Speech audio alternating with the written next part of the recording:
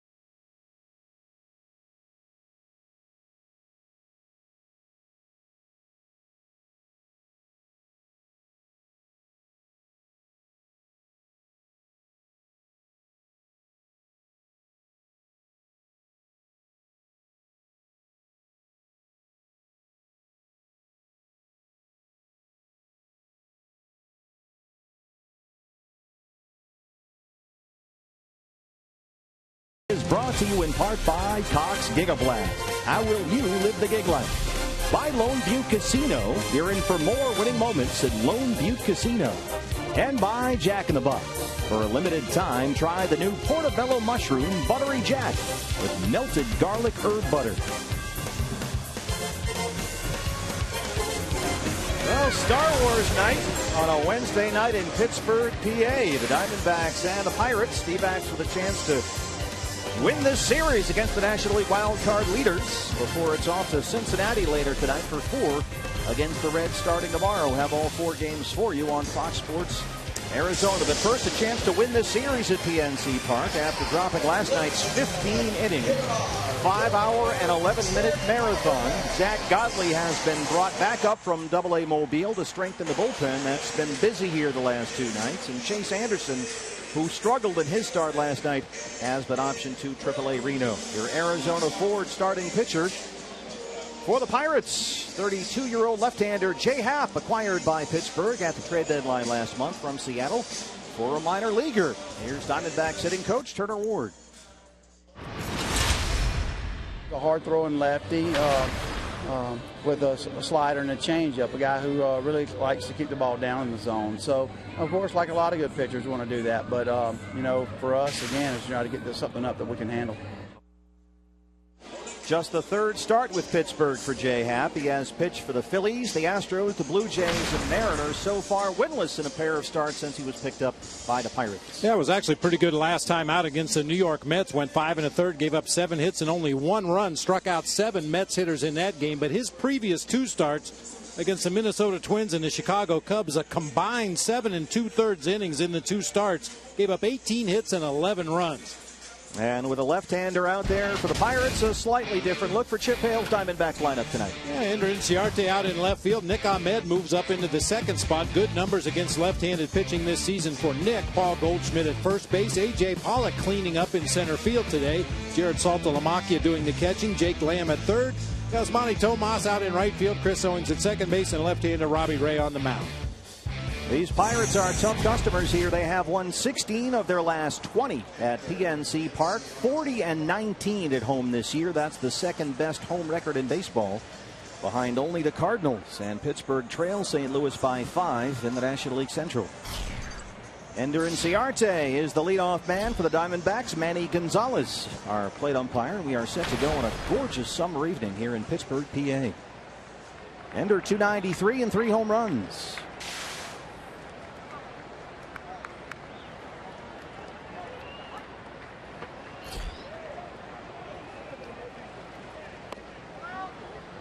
Ball 1.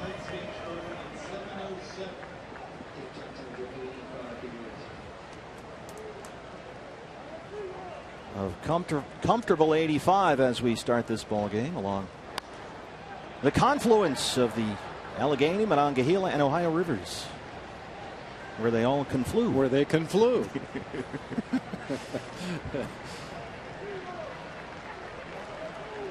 Yeah, once again, before we leave the Steel City, got to say, this has turned into one of the better stops in the National League. One of the best ballparks in all of baseball. Tremendous conditions here. Walk right across the Clemente Bridge back to the team hotel. Inciarte tries to bunt for a base hit. Francisco Cervelli throws him out. 1 away. Yeah, it's a gorgeous setup here and another beautiful night.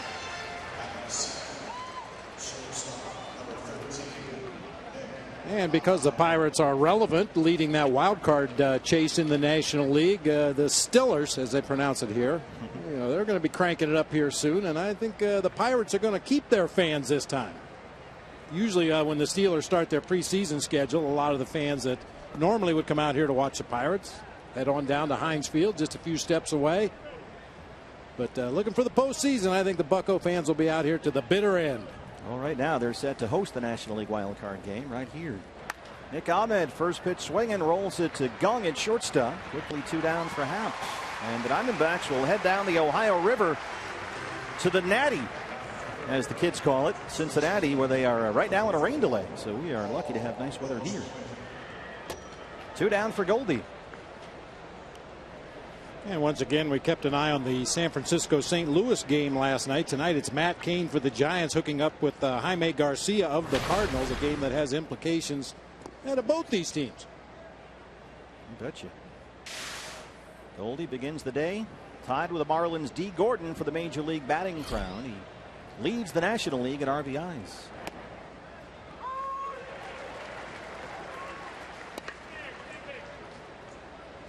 There was a moment in the very late innings last night where Goldie was at first and they threw over and threw over and threw over, and he was diving back over and over, and his jersey came untucked and he was all dirty and looked tired, in 15 innings and the whole thing, and he just looked exhausted.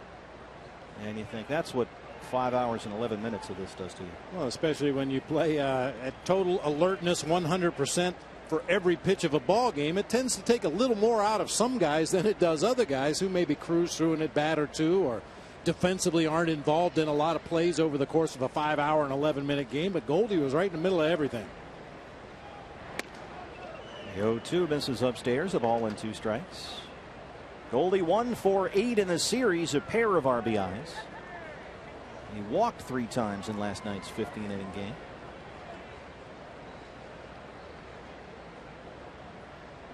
Cervelli wants it at the belt again. That one misses high as well, and it's 2-2.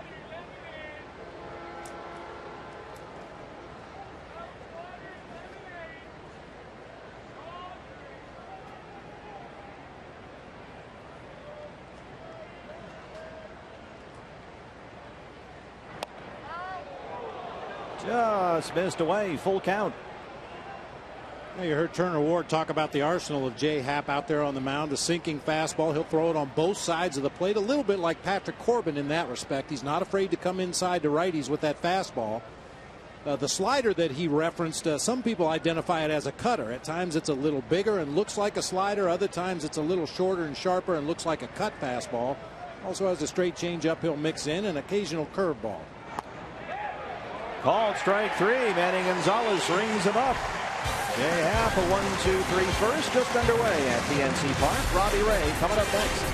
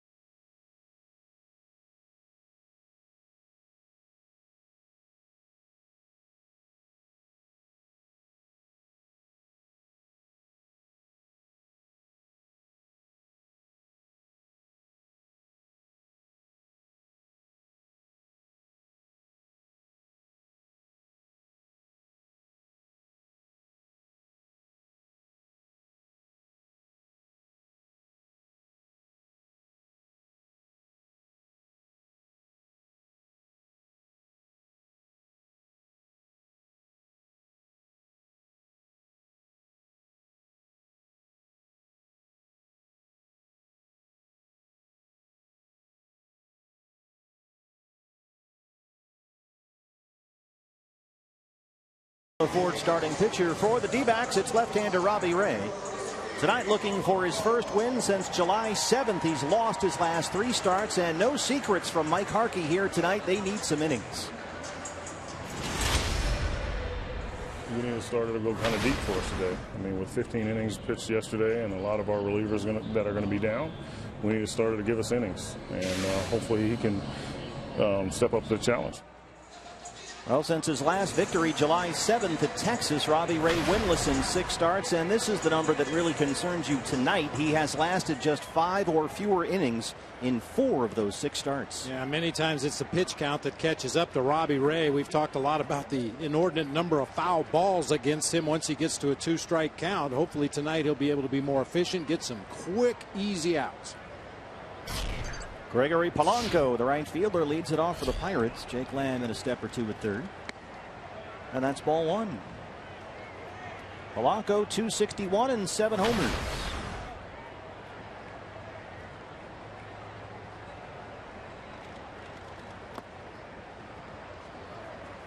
Robbie hooked up with Julio Teheran down in Atlanta. First stop on this 10-day road trip. Went 4 1/3 in that ball game. Threw 83 pitches, and for the first time all season did not strike out a bat. I mean, Robbie's not a big-time strikeout pitcher anyway, but it's kind of odd, even working as short as he did into the 5th inning, not to strike out anybody. Well, this is exactly what happened in that last start. Behind on Polanco 3-0, and there's a strike. Robbie said in that first inning in Atlanta, he went to 3 balls at all 3 hitters that he faced. And after that, he knew he was going to have to battle the command, just not quite there.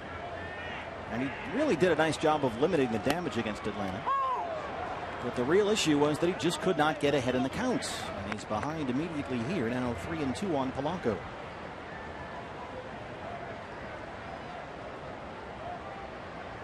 He'll tell you the command of his fastball is definitely his bread and butter. He has to have that to be successful.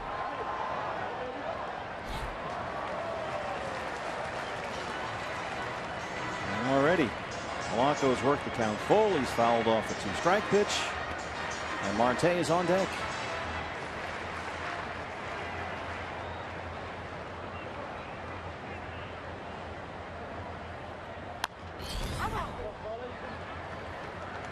Polanco has 2 hits in the series, both singles, and both coming last night in the 15-inning game.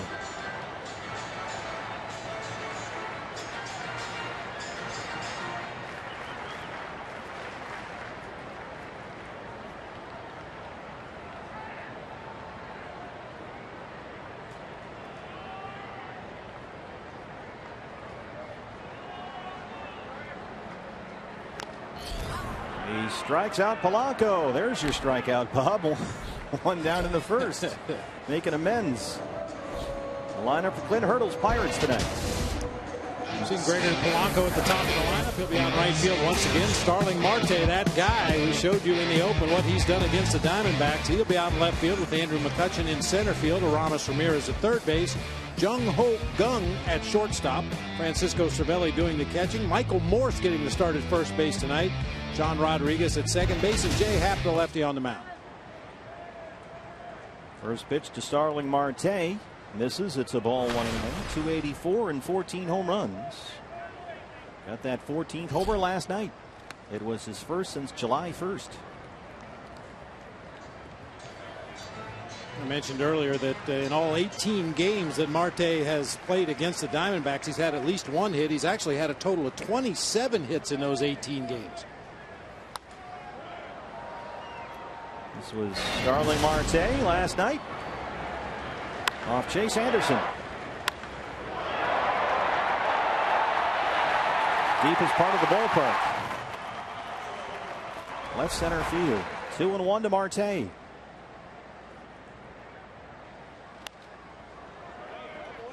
Yeah, Marte has it safely, as Bob mentioned, in all 18 games against the Diamondbacks. That's a batting average better than .340. 4 homers and 13 RBIs. 2-2. Called strike 3. 2 strikeouts to start things off for Robbie Ray. That's fastball location you're looking for. Boy, it's tough to catch Marte looking at a called third strike. He's a very aggressive swinger, but that 95-mile-an-hour fastball right at the knees on the inside corner just locked him up. He can command the fastball like that. He'll be in very good shape. Andrew McCutchen now. 293 and 18 home runs.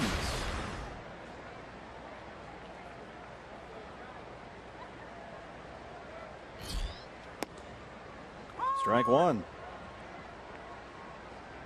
Robbie, when he gets ahead in the count, can then go to that really good changeup and improving slider to keep people off his fastball.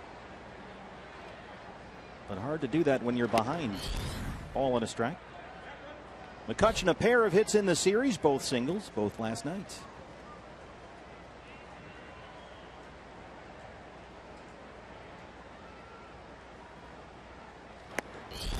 There's that fastball location just on the outer half, and he's ahead 1-2.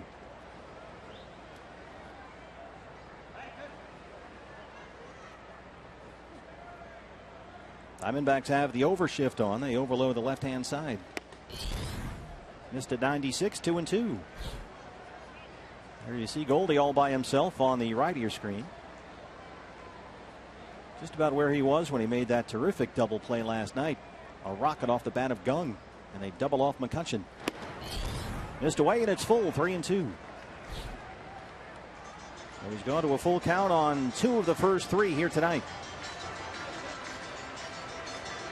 Todd Walsh standing by. Todd's had his hair done recently. Must have got a bad pierogi.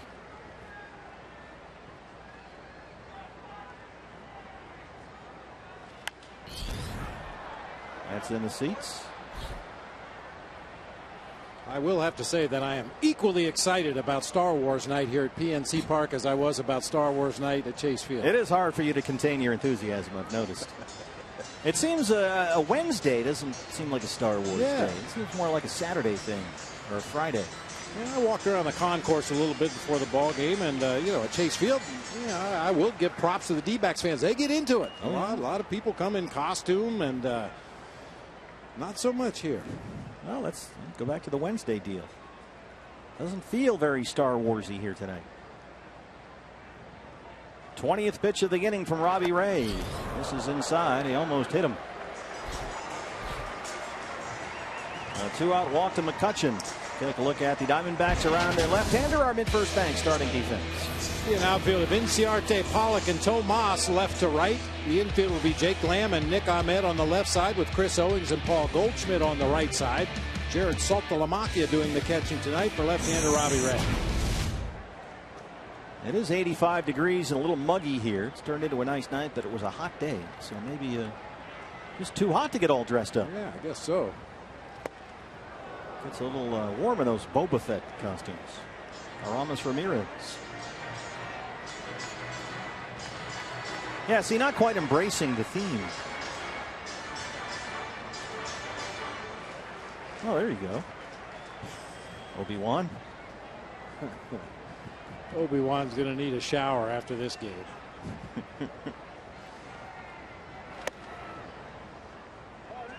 Came inside but missed. It's a ball and a strike to Ramirez. 251 and 12 homers. 2 hits and a walk in the series.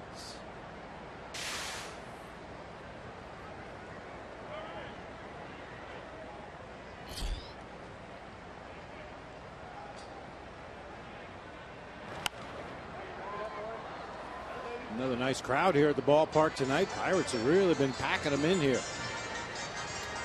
They've got pennant fever. 5 back of the Cardinals in the Central, leading the wild card race right now. The wild card game would be right here.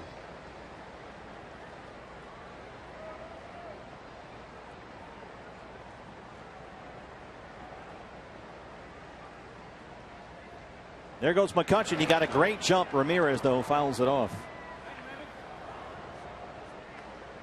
Andrew McCutchen not running nearly as much as he did earlier in his career. Only 6 stolen bases this season, but got a tremendous jump that time against Robbie Ray. Just guessed right, went on first movement. Fortunately, Ramirez fouls it out of play. So 25th pitch of this first inning on the way from Robbie Ray.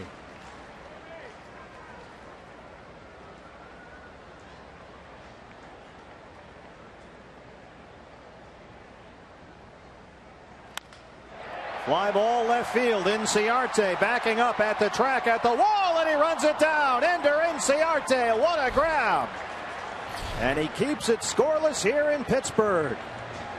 Well, they put him out there in left field for a reason in this series, and we just saw exactly why. There's a lot of ground to cover out there, and Ender Inciarte can get to just about anything. No score here at PNC Park.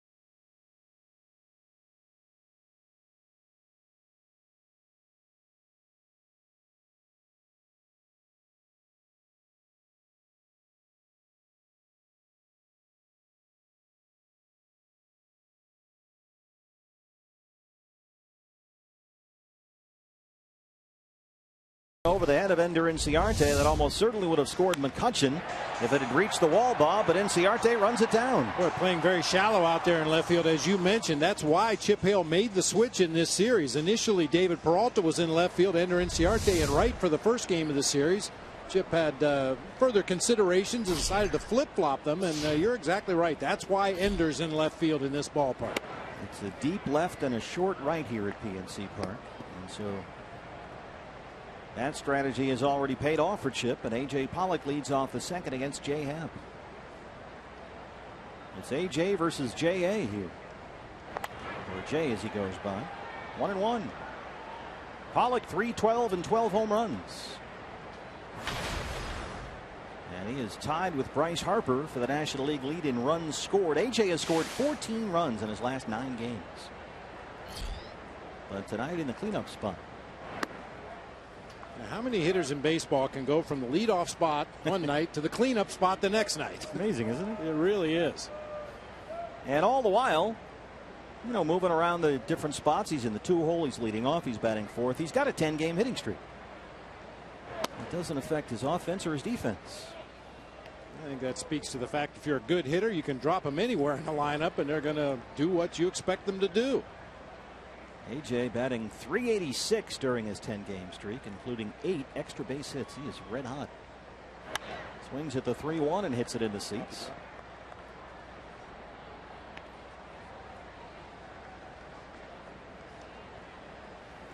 A lot of hot hitters in the ballpark here tonight. Gregory Polanco, Francisco Cervelli, A.J. Pollock, and David Peralta with the highest averages, along with Ichiro Suzuki in the month of August. Peralta took the 0 for 6 last night as Pollock draws a walk to lead off the second. Take a look at the Pirates around their left-hander. Our mid-first bank starting defense for Pittsburgh. Same outfield as we've seen the first 2 games this year. Starling Marte in left, Andrew McCutchen in center, Gregory Polanco in right. It'll be Aramis Ramirez and Jung Ho Gung on the left side. Sean Rodriguez and Michael Morse on the right side, with Francisco Cervelli doing the catching for left-hander Jay Happ.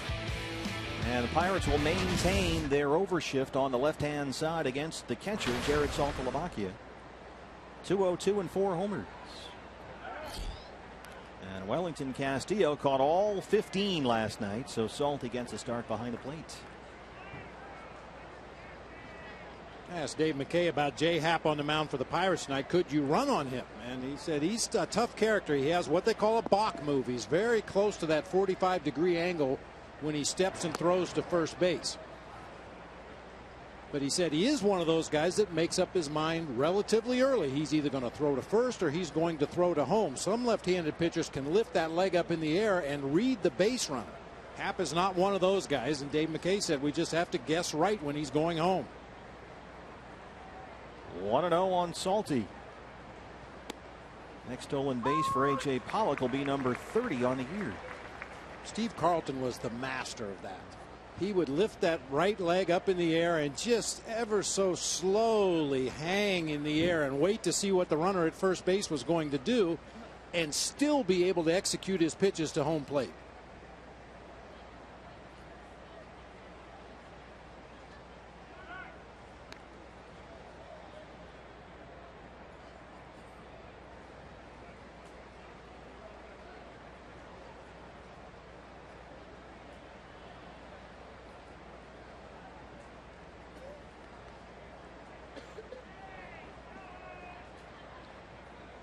One and one.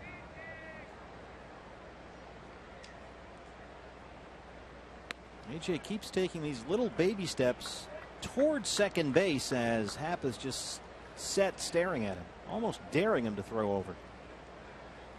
Well, for the good base stealers, you want to see a couple of pickoff attempts at first base so you have something to compare against the delivery to home plate. If you don't know a guy's move, you have no way of knowing when he's going home.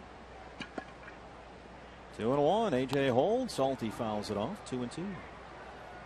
Occasionally those good base stealers will take a healthy lead and then take an extra step or two and always be going back to the bag at first. They call it a one-way lead. You have no intention of trying to steal the base, every intention of making that pitcher throw over to first.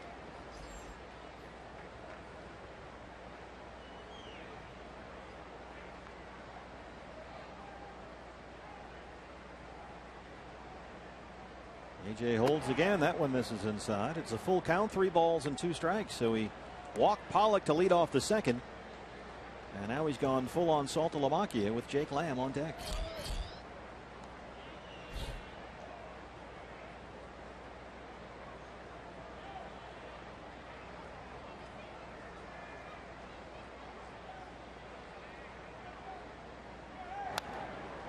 Two is fouled back.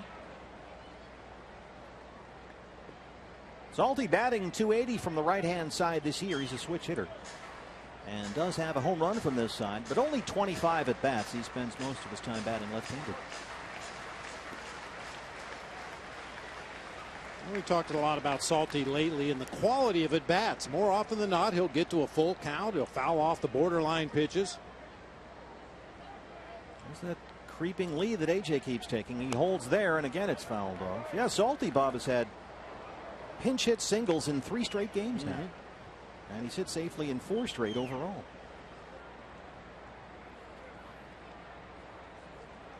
Almost 370 over his last 10 games, including 2 homers.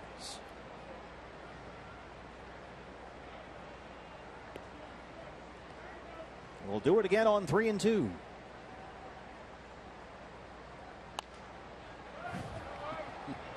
Make him work. This is something we've seen opposing teams do to Robbie Ray repeatedly this season. Get to that 2-strike count and just foul off those borderline pitches. Run that pitch count up. And at the same time, you've got Happ working from the stretch, not finding a rhythm, not finding a pace. Worried about Pollock over there. AJ holds it first again. That misses inside. He has walked the first 2 here in the second. A great at bat by Jared Saltalamacchia right there.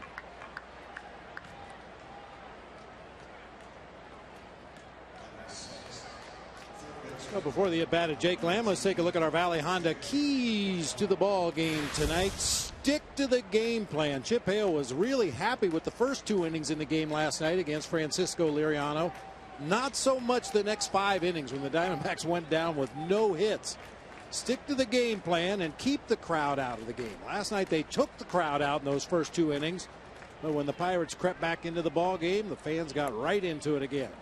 Yeah, D-backs last night with 2 in the first and 1 in the second.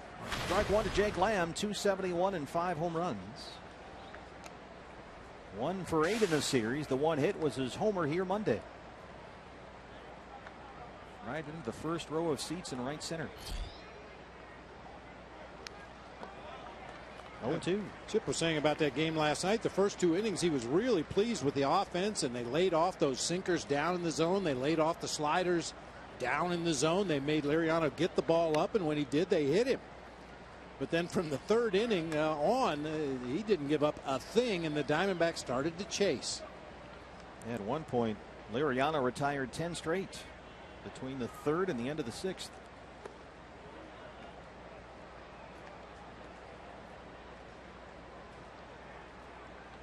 Actually, that was 13 straight all the way until they had a hit in the 2nd and did not have another base hit until the 8th inning.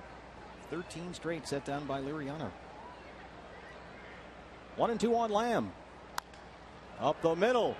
Gong steps on the bag for 1. They turn 2. AJ's in at 3rd.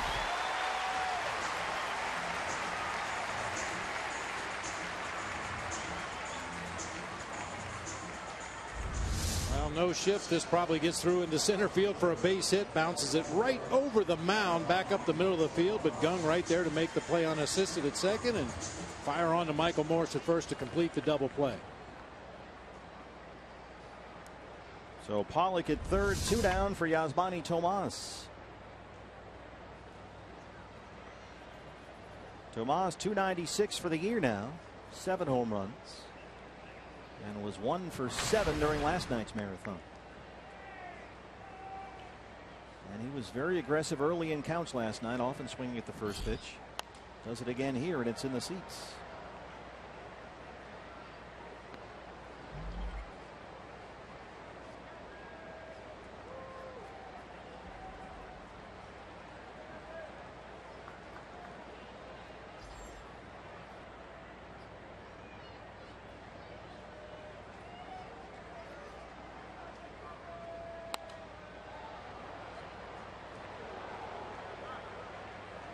0-2.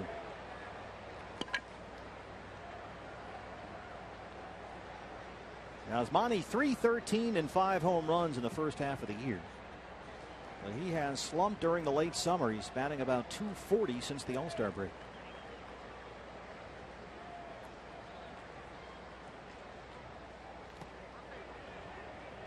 He did not go, says Ryan Blakeney at first. A ball and 2 strikes. Yeah, not only has it been a struggle at the plate lately for Yasmani, but he really struggled with that last base hit of the ball game out in right field. He played it correctly, backed off the fence to play the carom, but then slipped and fell as he picked the ball up. Took a couple of extra crow hops before getting the ball back to the infield. A low throw to the cutoff man, and Diamondbacks had no play on Cervelli at the plate with the winning run.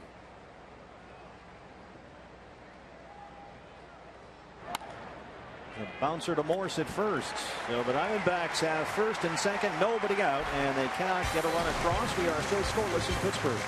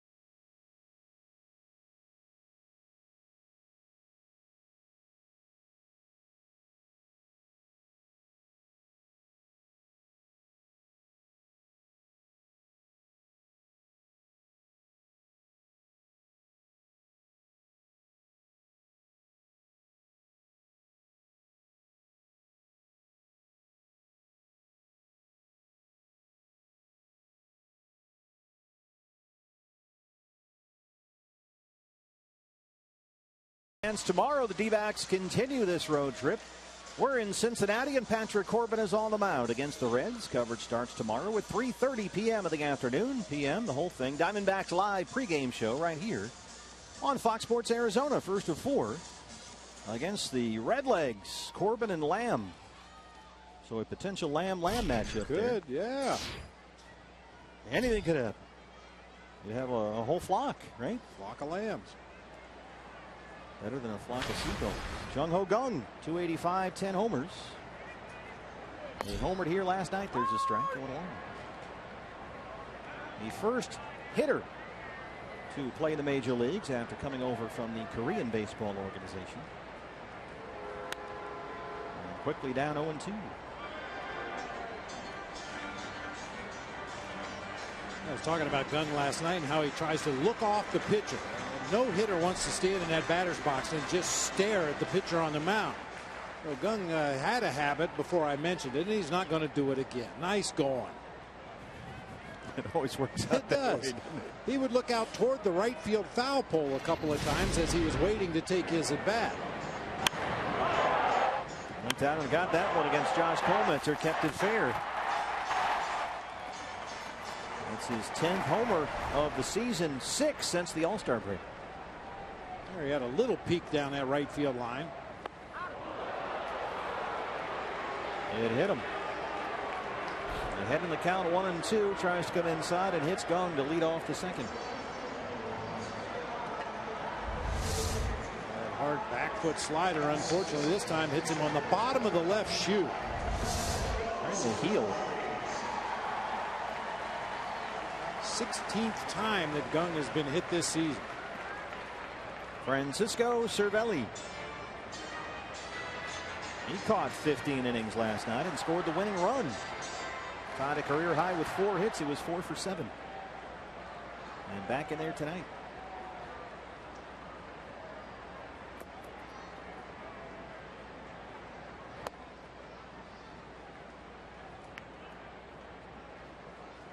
Cervelli at 307 with 6 homers. Longtime Yankee backup, the replacement for Russell Wilson in Pittsburgh, and he's done a very good job.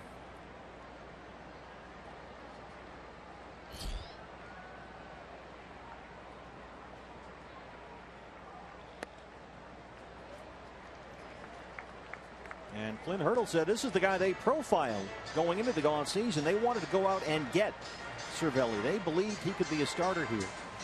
After all those years as the backup in the Bronx, they believed he could be a frontline catcher. Love the energy, love the edge. He's an edgy guy, a lot of emotion out there. He's pretty vocal.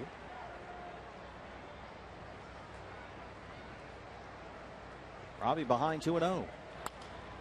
And in that respect, it's been a huge change behind the plate for the Pirates. As good as Russell Martin was, he was kind of a lead by example guy. He wasn't really a rah-rah leader in the clubhouse. He wasn't the guy to stand up and lead a team meeting. Cervelli's not shy about talking to anybody at any time. Yeah, he does have a track record of antics. A lot of emotion on display, some good, some bad. So there was some baggage, but the Pirates were unafraid. And Clint Hurdle, he says, just kind of lets him be who he is. Doesn't try to manage the personality. In fact, Hurdle told him, look, that's why we brought you here. We wanted the excitement. Just be you. And it's worked out. And hit over 300 and hit some homers. That helps. And then we'll let you be you. We just want you to be the best you can be.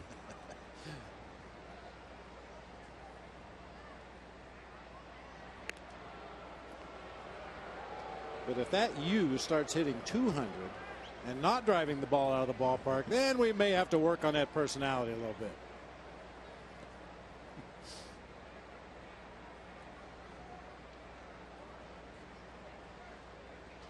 Two balls and a strike.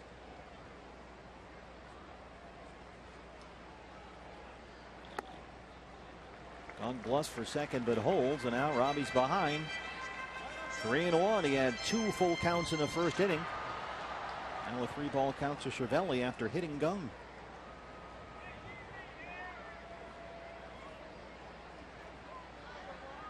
Robbie so far 33 pitches, barely more strikes than balls.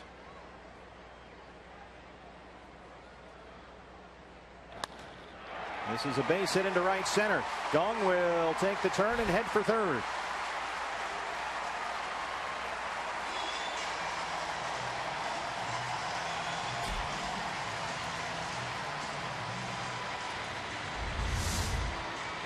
Nature of the swings that opposing hitters will take when the count's in their favor. Cervelli taking a sinker outside, driving it toward that gap in right center field. Gung saw that A.J. Pollock was moving to his left. Decided it was safe to turn the corner and head on to third base. Oh, there's big Mike Morse.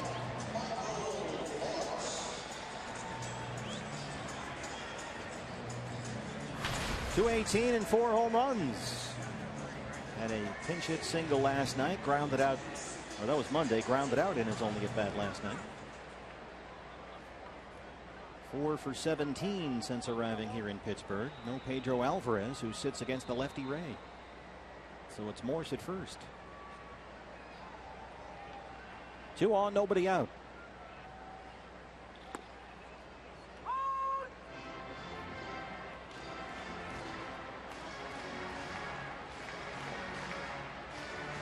Morse got a big free agent deal with the Marlins. That didn't really work out, so they traded him to the Dodgers in the Matt Latos deal.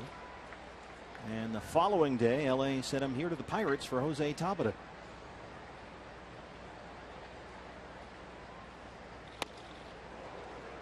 Robbie's ahead 0-2.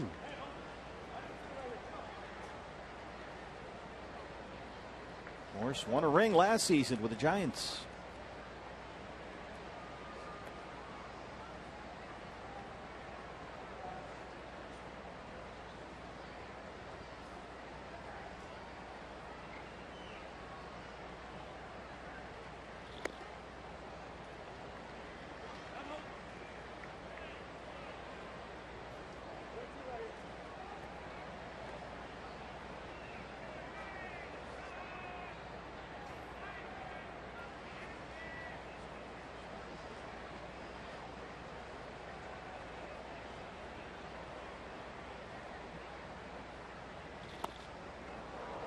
Just inside, 2-2.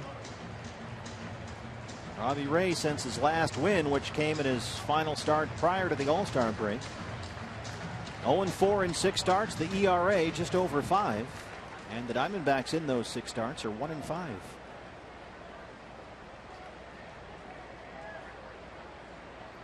Two and two. That one kicks away from Saltalamacchia. Gong comes in. And they're calling it a strikeout of Morse. Gong has scored. 1-0 Pittsburgh.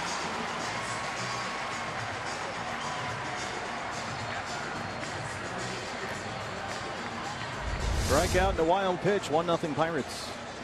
Back foot slider hits right near the toes of Michael Morse. Could not check his swing, but Gong easily walks home with the first run of the ball game on a wild pitch.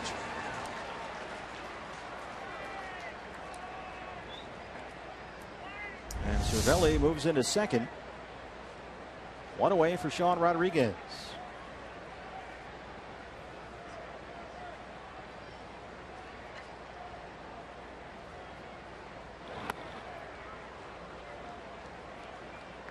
Rodriguez 217 with 3 home runs. He had a tough night last night. 0 for 3, 2 strikeouts. Came in as a defensive replacement at first base for Pedro Alvarez and committed that big 9th inning error that allowed the Diamondbacks to tie the ball game.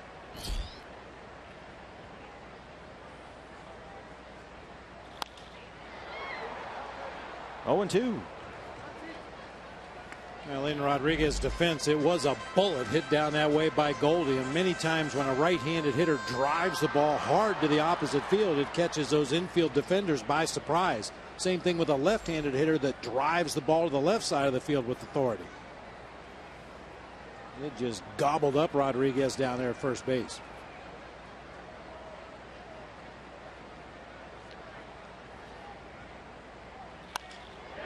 Base hit.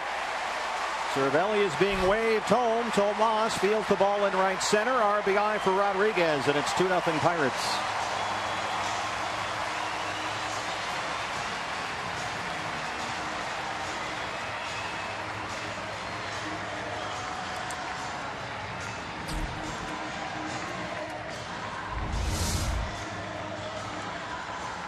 A horrible pitch, looked like a fastball down out over the plate. Rodriguez just guides it out there toward the gap in right center. Once again, lateral movement by the outfielders gives Rick Sofield, the third base coach, a green light to give the green light.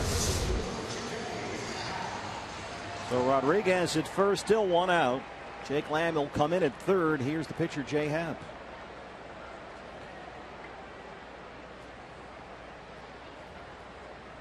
Jay creeping in about halfway now.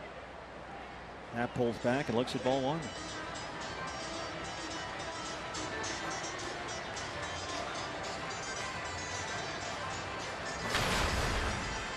Jay Happ, his 9th year in the big leagues. He's a pitcher.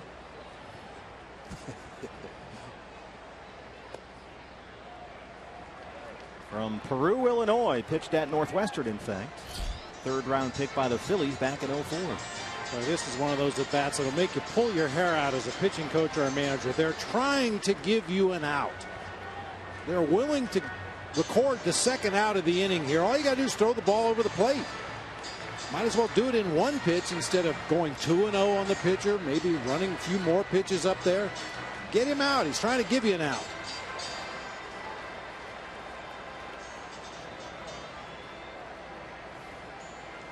Manny Gonzalez out to break this up.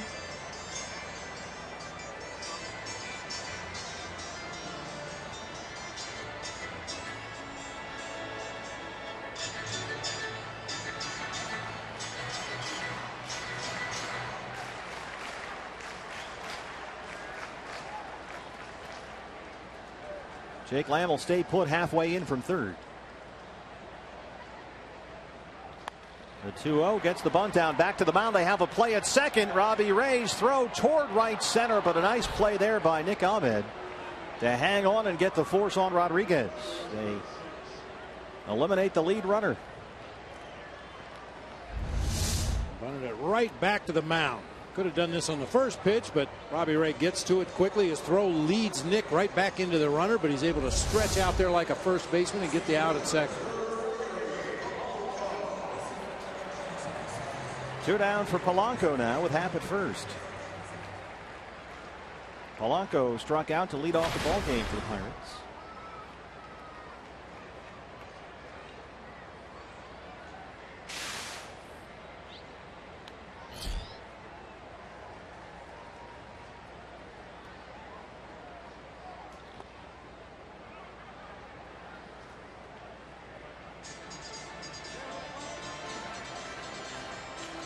Polanco has hit safely in 11 of his last 12 games.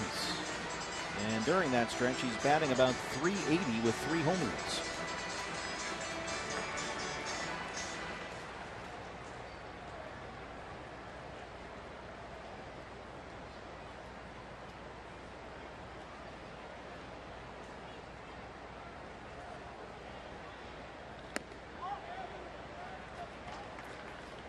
Ray behind to count 2-0. Be careful with that breaking ball that stays over the inside part of the plate. We've talked about Polanco as he takes what appeared to be a strike, a high strike. He fights off fastballs from the middle of the plate in, drives fastballs from the middle of the plate away, and breaking balls or changeups that happen to hang in that strike zone. That's when he shows his power swing. He's behind in the count, exactly what we talked about. 3-0. Fourth 3-ball count of the ball game so far for Robbie Ray.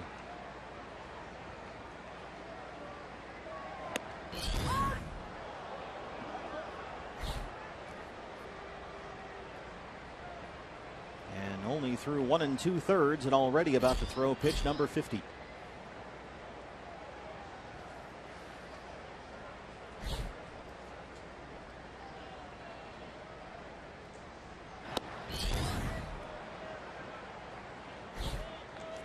Foul tip, and Saltalamacchia hangs on. It's full 3-2.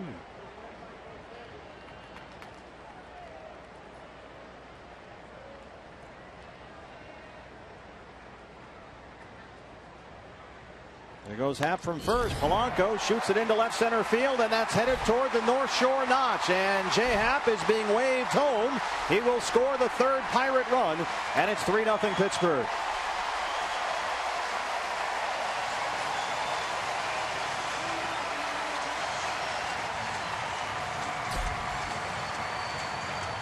A lot of extra base hits to be found right in that section of the ballpark at PNC.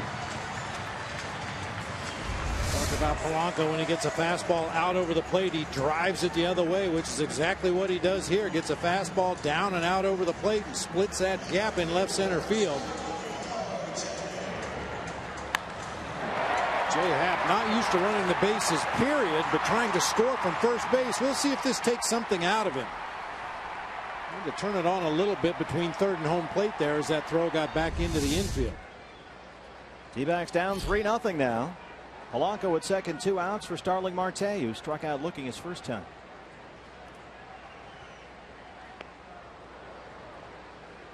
And this is one of the things pitching coaches really hate. I mean, you still have a job to do as a pitcher. You just gave up a ball in the gap. You got to back up at home plate right here. You got a slow pitcher running the bases. Robbie just kind of wandering around the middle of the infield, actually ends up catching this ball when it tips off Goldie's glove. Stay in the game. Game keeps moving. The 0-1 is on the ground in the hole. Lamb in front of Ahmed, spins and throws. Marte beats it out, and Polanco runs into an out. He took a big wide turn around third after Marte was ruled safe at first, and that's the end of the inning. 3-2-5 on the putout.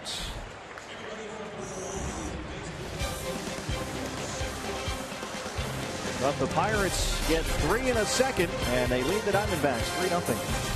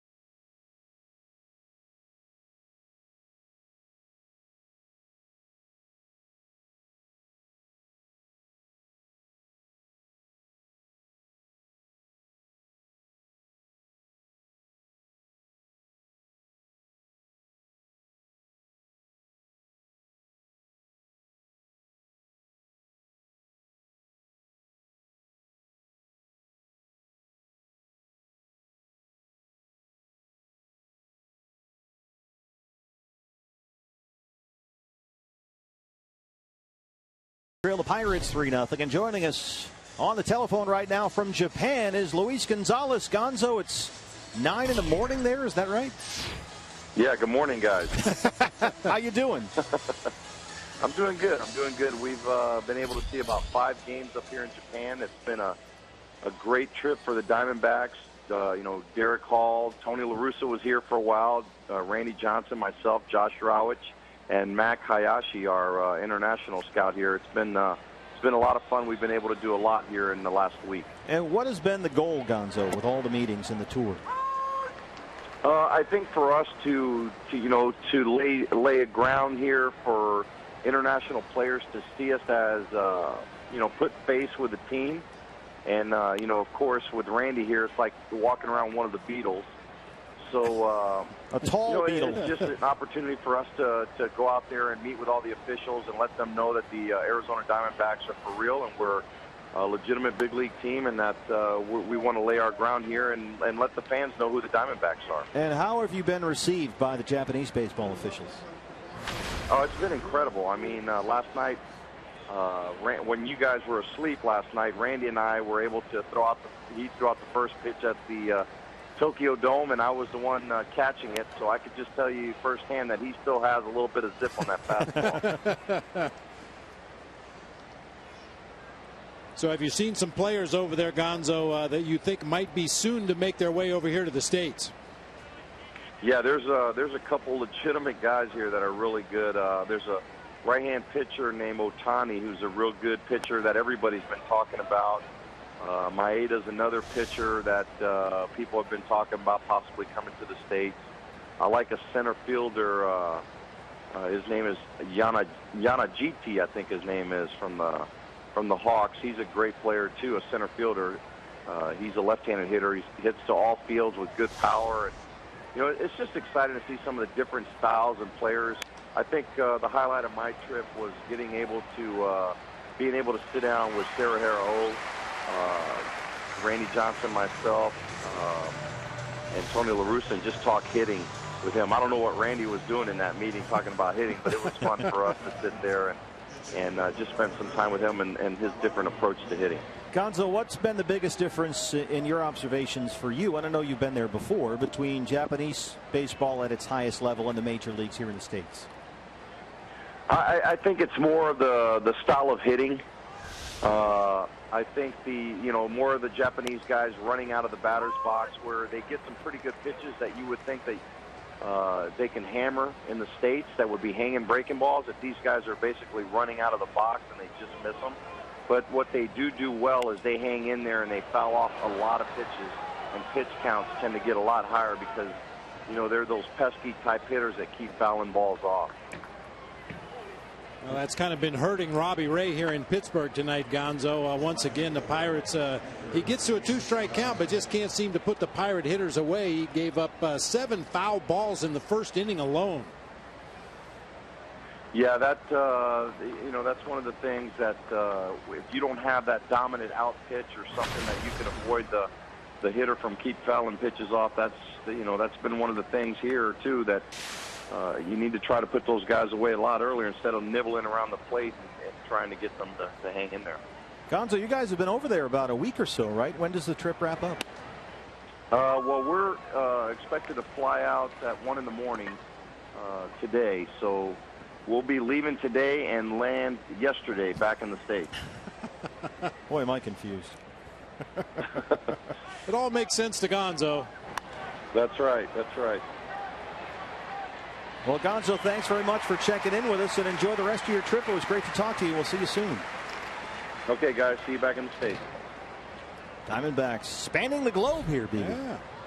Well, what a great representative, not only of the Diamondbacks organization, but just Major League Baseball in general. Luis Gonzalez, one of the most beloved players, not only in Arizona, but everywhere he ever put a uniform on.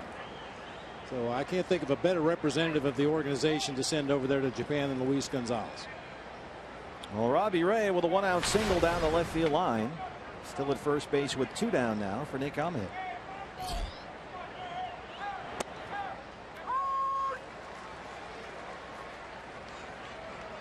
Yeah, there's not many teams that can roll into Japan with Randy Johnson in tow. That's going to create some head turns on the streets of Tokyo.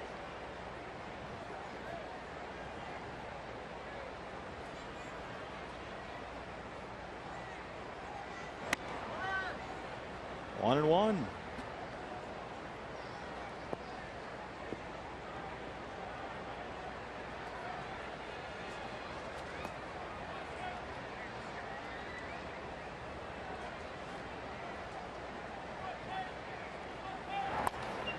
Can you imagine the reaction of the crowd at the Tokyo Dome if Randy Johnson were pitching over there in his prime? I can't. You know, snorting around and throwing his bubble gum and screaming at hitters after he struck them out. It'd be terrifying. It was terrifying for hitters here in the States. Yeah, I don't think they'd be getting a running start at any of those Randy sliders. 1-2 pitch. Well, both Robbie Ray and Jay Happ have thrown their share of foul balls here tonight. It's been quite a successful tour in talking as we have over the course of the last week with Tony La Russa and Derek Hall and Al Luis Gonzalez. I should have asked Gonzo about it. One thing they do in Japan that I had never seen before, they have 2 batting practices going on at the same time on the same field. How do you do that? Yeah, they put one plate you know, to the first base side of where home plate is now, and another plate to the left side, the third base side, and then each one has a cage. You've got 2 pitchers out there behind an L screen firing away. I mean, balls are flying all over the field. It's crazy. Coaches are hitting fungos at the same time. I guess it's more time efficient, but I got to believe that it's much more dangerous. Are you really that short of time? I don't know.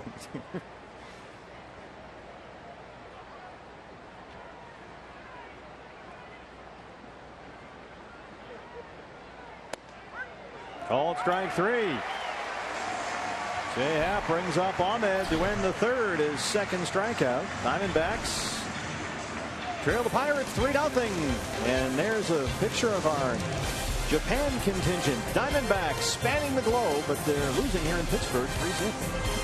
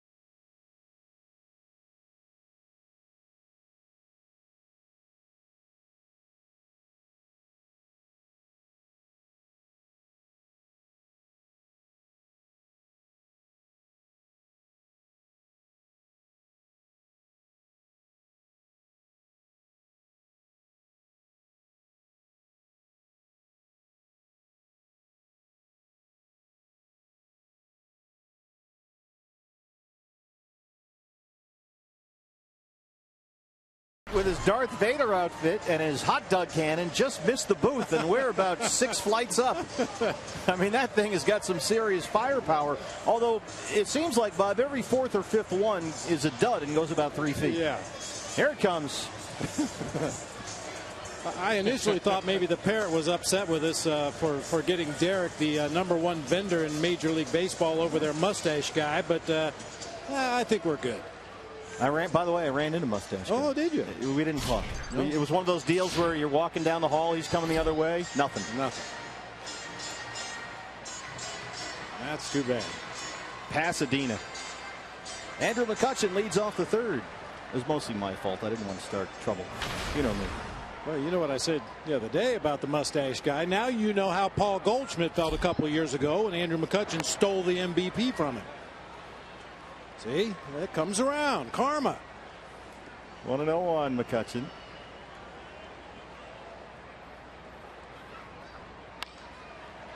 The fly ball along the right field line. Yasmani Tomas in fair territory, right on the edge there.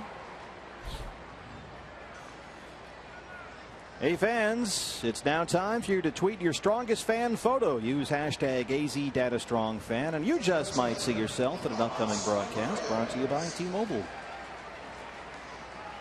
Aramis Ramirez.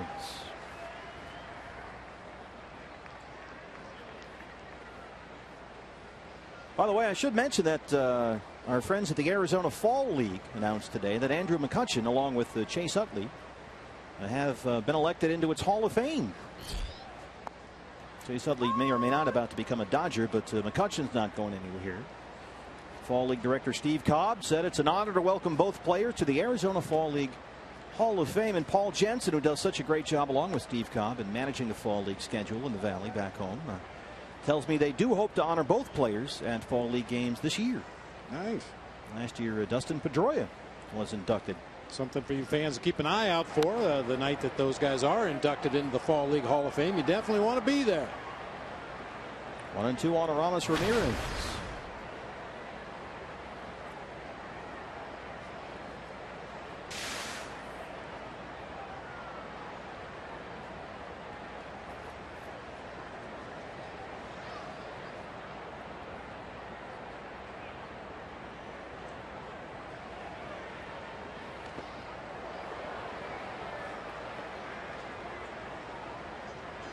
Two and two.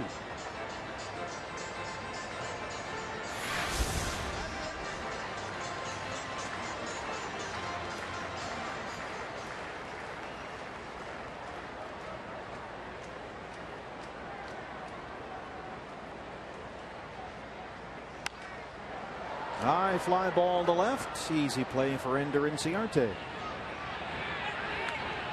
2 outs.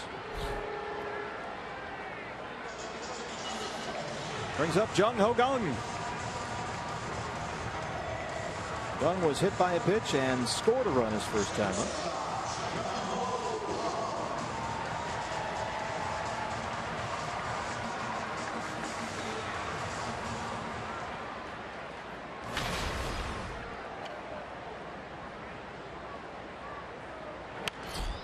First pitch swinging right to Jake Lamb.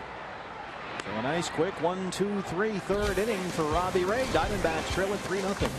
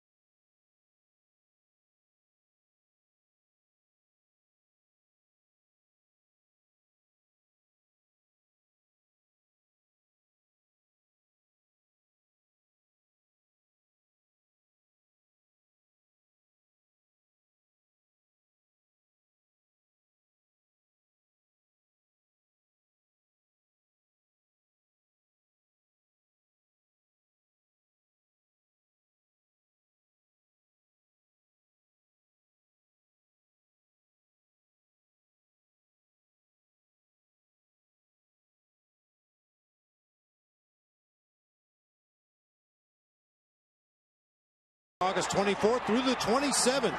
You can bring the whole family to the ballpark with the D-backs value pack. For just $19, you'll get a ticket to the game, a Subway sandwich, a Pepsi, and a coupon for a free cookie. The value pack is available for any game this season. Visit dbacks.com/value. Home sweet home coming up soon. It's been a long month or so here. We've been on the road or will be for 20 out of 26. We finish up here tonight in Pittsburgh, then off to Cincinnati after the ball game for 4 against the Reds starting tomorrow. Patrick Corbin versus John Lamb.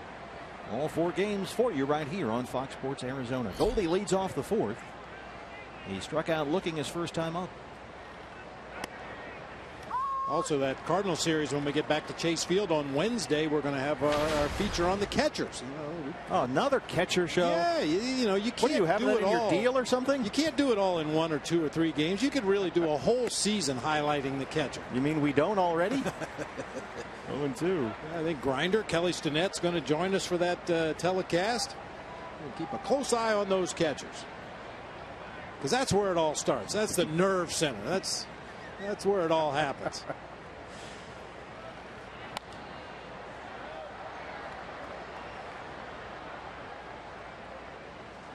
Who's the greatest catcher you ever played against while you were in the big leagues or saw? I played against Johnny Bench at the very tail end of his career. It's pretty hard to top JB, but there were some good ones. I mean, certain guys had runs of 2 or 3 years where they were really on top of their game. Goldie grounds that one hard to second base. Rodriguez just does get it across in time for the out. Cervelli gave you the full Tony Pena on that last one. Yeah, you mentioned Tony Pena. He had some nice stretches in the 80s where he was really, really good. Jody Davis from the Cubs, especially offensively, had some nice stretches. As you see Cervelli getting into that Tony Pena crouch, you'd have to get a crane to get me up off the ground if I tried that. I don't think I could get down like that. Forget about up. Of course, I'm forgetting about the kid, Gary Carter. I mean, man, both sides of the ball. Great catcher behind the plate. He could throw well. He could handle the staff well. He could massage an umpire with the best of them. And he could hit. You know, those guys are franchise do-it-all type borderline Hall of Fame players. I'm trying to think, other than Buster Posey right now, do we have a Gary Carter or Johnny Bench or one of those type guys? Thurman Munson, a Carlton Fisk? Yadi Molina, probably the closest, I would think. And it took a while for him to become an offensive force in the game. You know, early on, he was just a catch and throw guy. Everybody thought he was going to be a great defensive player, but they didn't expect much out of him offensively. But he proved a lot of people wrong. A.J. Pollock ahead 2-0. Diamondbacks still with just 1 base hit against Jay Happa. That was by the pitcher, Robbie Ray. Right back at you. 2 down. Well, I'm feeling optimistic, partner. Anytime the D-backs score 5 runs or more, Taco Bell is giving away 3 free tacos with the purchase of a large drink between 4 and 6 the following day at participating locations. I don't know if you're optimistic or just hungry. A little of both. Here's Salty. He walked his first time up tonight. Getting the start for Wellington Castillo.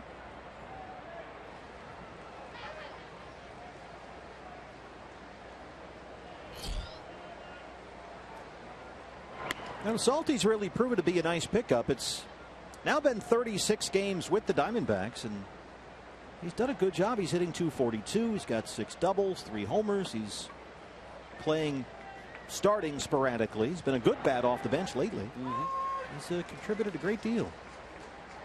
And he's having a good month. He's hitting .345 in August.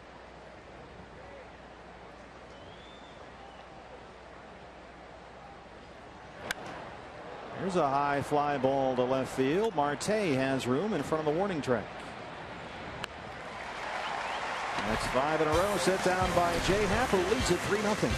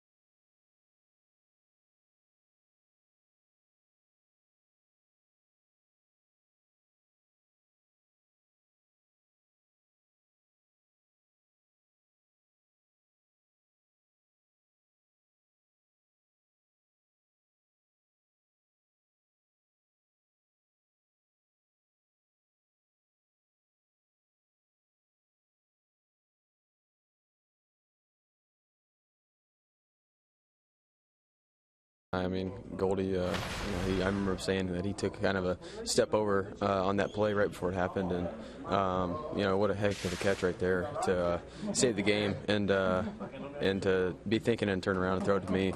He kind of just said he was just throwing it to anybody over there, but I kind of barely got his jersey, got him pretty good, so I knew that we had got him, and hopefully there was an angle that showed that. PNC Park, guys. I just wanted to have one last look back last night in the bottom of the ninth inning. And Steve, as you said during the telecast, that was the angle, right? That Major League Baseball said was definitive. Okay. Well, we're glad they said that. Yeah. Another 3 hours to the broadcast in the game. But it was interesting talking to Chris Owings and Paul Goldschmidt about that play, and that Paul had cheated just a step, and look what happened. And also something else Paul said today. It was one of the most exciting games he's ever played in. Just the tension and the fact that Pittsburgh is in desperation mode here, trying to make some sort of a push in the National League Central, and the margin for error was just slim and none. And be in that dugout during the rally in the 8th and the 9th, you could just taste it. They were not going to go away. Yeah, down 8-3. They got 3 in the 8th and 2 in that 9th inning to tie it up, and then got that tremendous play in the bottom of the 9th that we just saw. And then we played a little longer. Past Giovanni's closing time. Bonus baseball. And my partner got shut out on his post-game pizza. Now, technically, it was about 15 minutes till 1, and it was still open. You could have made a dash. I could have made a dash. Running across the bridge to get a pizza. I decided to wait and have it for breakfast today. You don't have a key? That's a good point. Seriously, or like a gold card? Yeah, my name shows up on the caller ID over there. Well, that's because they think you're Bill Cowher. I mean, the secret's out, right? I got that in the media elevator. Hey, anybody ever tell you look like Bill Cowher? I said, no, never. You're the very first one. He hasn't bought a meal in this city in 15 years. No, I've seen it. Just gives him that Bill Cowher kind of menacing glare, and here's a 3 box of donuts. Coach Cowher. 2-2 to Cervelli. Or pierogies. There's a strikeout. By the way, what is a pierogi? Is it like a donut? Todd? There's Todd's mic. It's sort of a dumpling / ravioli. Okay, stuffed. Now I saw you were at the pierogi place. Pierogiesplus.com. Nice plug. Thank you. And McKee's up talking on the about free food. Tell Helen I sent you. They have a pierogi now with jalapeno in it, with potato and cheese. And wait a minute, it's a dumpling and what? Dumpling / ravioli is probably the closest thing. I got some downstairs. No, I can bring some up. I got to tell you, it doesn't sound that good. They're like snowflakes. Every one of them is individually folded. They all have their own little personalities. Yes, and there were 6 or 7 women in there. Really? Making. Oh yeah. How'd you do? Excuse me? How'd you do? I did great. Yeah, I got some great pierogies. Oh, all right. Thank you. There's a base hit for Mike Morse. Now they race the pierogies here at the ballpark. How we do it? Like the sausages in Milwaukee. Right. That's sort of where my love affair was reignited. I grew up with pierogies in my house. My father was 1 generation removed from Warsaw. My grandfather came over on the boat. Oh, okay. In 1907.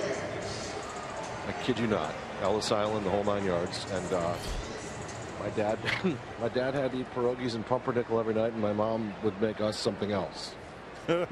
So today I got to experience what my dad had experienced. I'll bring them up. I have some left. I think I'm good. We'll take your word for it. Okay. For Rodriguez. More for you. They have a pepperoni one, I think. Uh-oh. Now you're talking my language. Dangerously close to pizza. Now this was, now where was this place again? What's this? This is pierogiesplus.com. Pierogies Plus. And this is, honestly, Helen, she escaped Poland in a very difficult time in its history, in the Iron Curtain, and escaped communism there, and came over here, and she was making pierogies for all her friends and family, and they said, you know what, everybody wants them, so I'm going to open my own business, and it's a smash hit. Some of the best in Allegheny County.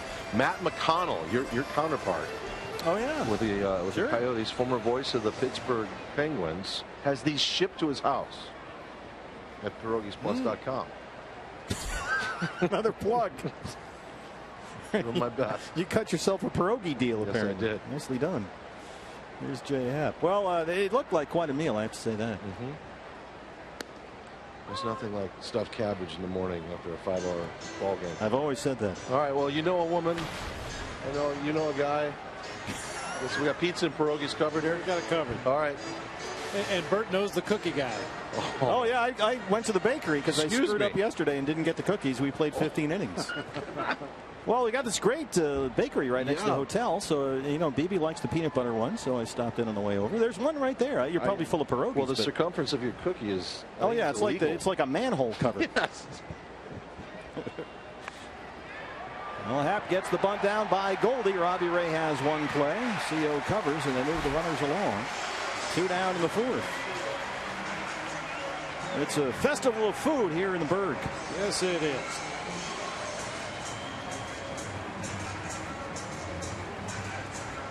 So Robbie's got second and third, 2 outs for the top of the order, Gregory Polanco. When Todd came in the booth, that was in reference to that great double play last night, started by Paul Goldschmidt on to Chris Owings at second base. And the thing about Goldie is he understands that the game continues. Just because his play is over at first base, that doesn't mean the play's over. Chris Owings throwing to first, trying to get Starling Marte, and Goldie looks up and sees Polanco trying to sneak down that third base line and gets an easy out between third and home right there. A lot of first basemen would have been looking back to the umpire to see what the call was. That's after Polanco hit that RBI double in the gap in left center his last time up.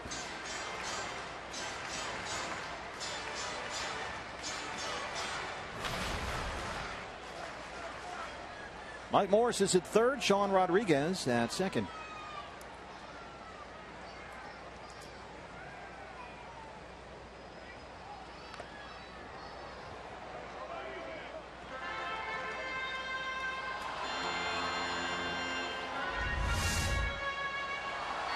Not sure if that hit right off the top of the mast, and the helmet of Jared Saltalamacchia went over the backstop.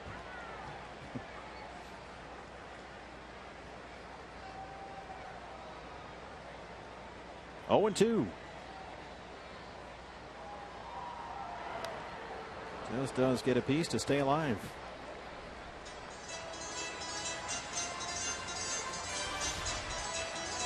I'm telling you, free pizza, free donuts, free pierogies. Yeah, I looked just like Bill Cowher last night when I found out Giovanni's was closed. Yeah, that's the look on your face.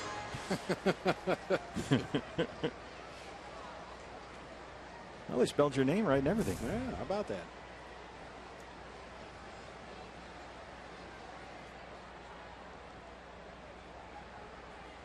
Wow.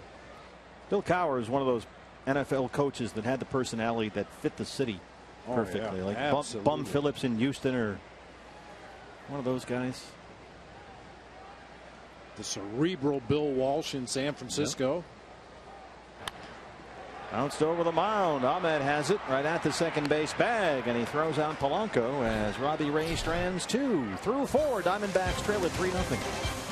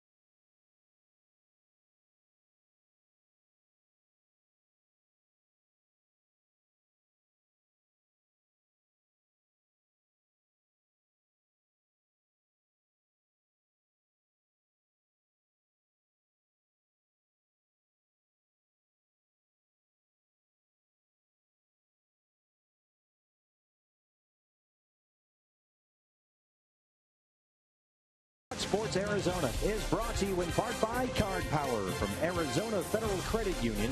Now that's the power of us. And by Phoenix International Raceway. Join PIR on November 15th for NASCAR. Visit us at phoenixraceway.com and get your tickets now. PNC Park, Pittsburgh, PA. Diamondbacks trail the Pirates 3-0 rubber game of this three-game set. As we start the fifth inning, Jake Lamb will lead it off against Jay Happ, who has retired 5 in a row. He's given up only 1 hit. A one-out single by the pitcher, Robbie Ray, back in the third. D-backs have been out hit 6-1. They trail it 3-0. And Lamb, who grounded into a double play in his first at-bat, leads it off.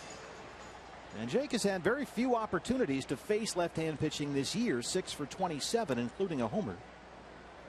But starts like this seem to make sense in terms of his progression as the Diamondbacks' everyday third baseman, because if he's going to be that guy, he needs the opportunity that we've seen David Peralta get and take advantage of, the experience, the at-bats against left-hand pitching. So we'll see how he does here tonight. 1-1.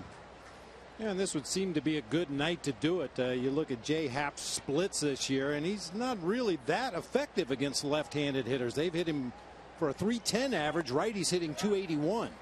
So if you're going to get him in there against a left-handed starter, this seems to be a good night to do it. And now that the count goes 1-2, they will increase the overshift. The entire Pirate infield was kind of right in the middle. Now they're way over on the right. They are shifting batter to batter and count to count. That one misses away, and it's 2-2. It wasn't nearly as drastic prior to that last pitch. Which is kind of odd, because usually you play an exaggerated pull shift early in the count, but once the pitcher jumps ahead in the count, you swing them back the other way just a little bit.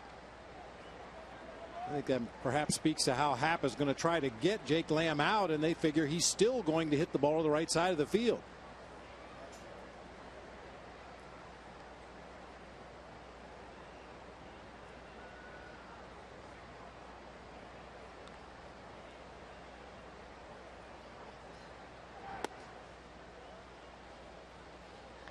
Full count, 3-2.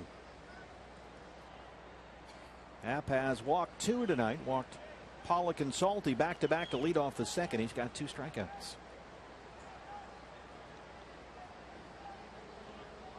They pitch him away, and he lifts it toward the North Shore notch. Marte on the run, and he runs it down right in front of the wall.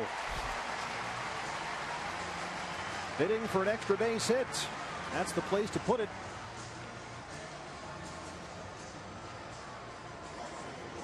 That ball has a chance to get out of a lot of ballparks, but not this one. Really deep out there in the gap in left center and around toward center field. It's 410 at that notch you were speaking of out there just to the left of straightaway center.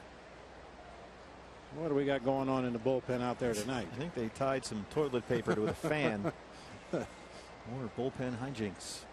Yasmani Tomas grounded out his first time up. He's been swinging at the first pitch throughout this series, and he does it again, but he drops it into right center for a one-out single.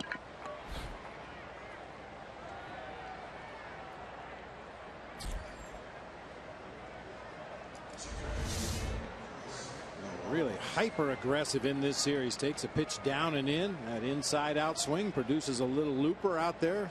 Shallow right field to Polanco. 1-out base hit. Snaps a stretch of 6 straight retired by Happ. Just the second hit for the Diamondbacks. And here's Chris Owings.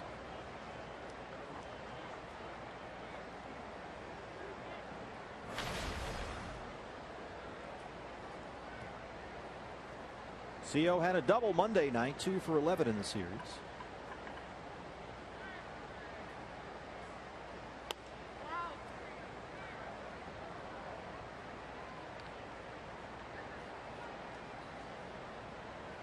Jay Happ, a runner-up for the National League Rookie of the Year award. That was back in 2009.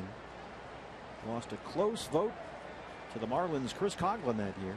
A kid named McCutcheon finished 4th in the voting for Pittsburgh. Not sure what happened to him. Hey fans, anytime the D-backs win, you win at Papa John's. The day after every Diamondbacks win, you get 50% off your regular menu price online order at Papa John's. Enter promo code DBACKS50 at papajohns.com. Jay Happ, as a rookie, was Looking like a very promising left-hander. He was 12-4, pitched to a 2.93 ERA, couple of shutouts. And at that point, you would hear the occasional John Lester comparison, but never did much of anything after that. And the most games he ever won after that rookie year was last year when he went 11-11 in Toronto and pitched right about at his career ERA, which is 4.29.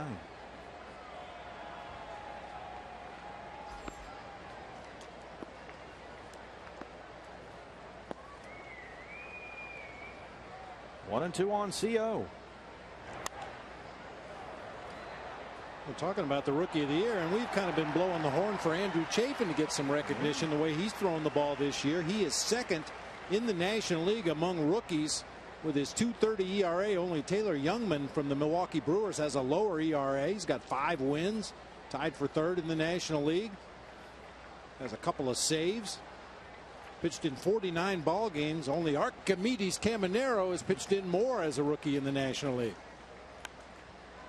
And if the Pirates keep playing as well as they are, you're going to get some votes for Gung. There's Andrew Chafin, along with Zach Godley, just called up today from AA Mobile to help relieve a worn-out bullpen.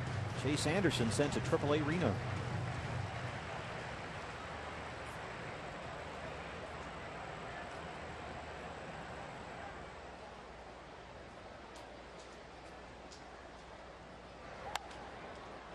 CO is really battling here, fighting off all these 2-strike pitches.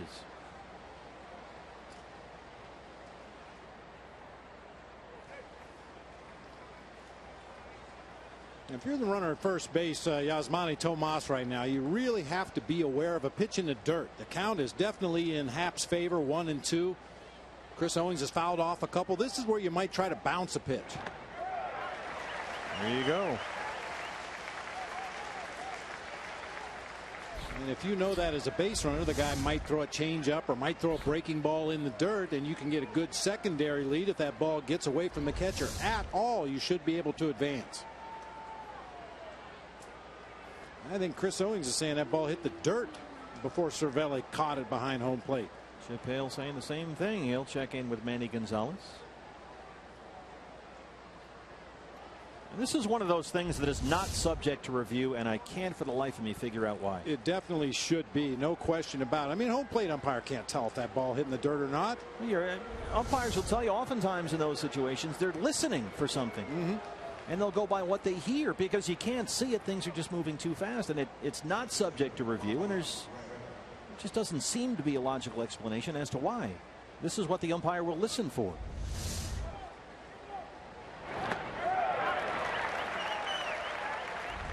Foul tip, and Cervelli hung on. So here's Robbie Ray.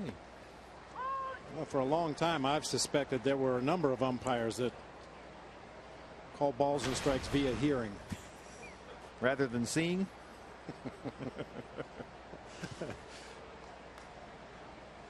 Sounded like a strike. Well, I've talked to a lot of umpires, like at first base, for example. They will oftentimes, on one of those bang bang plays, listen for the first sound they hear. Is it the foot on the bag, or is it the ball in the glove? Which makes 2 different sounds.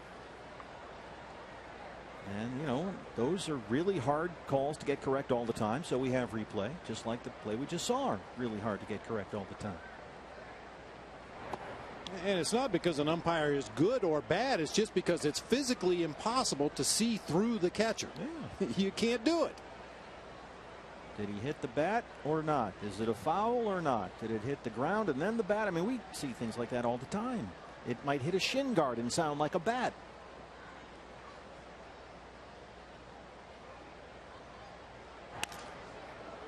A roller to Rodriguez. They go to Gung for the force out on Tomas, and that's the end of the top of the 5th. Diamondbacks trail the Pirates 3-0.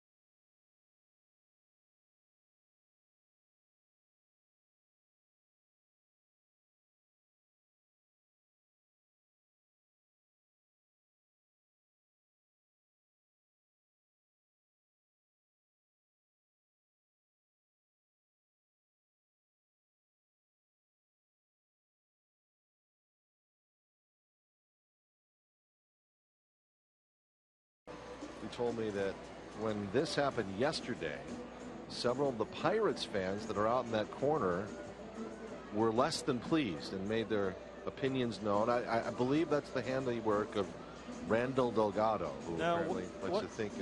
What is the objection from I don't know. Bucco fans? I really don't know, and I don't want to ask them.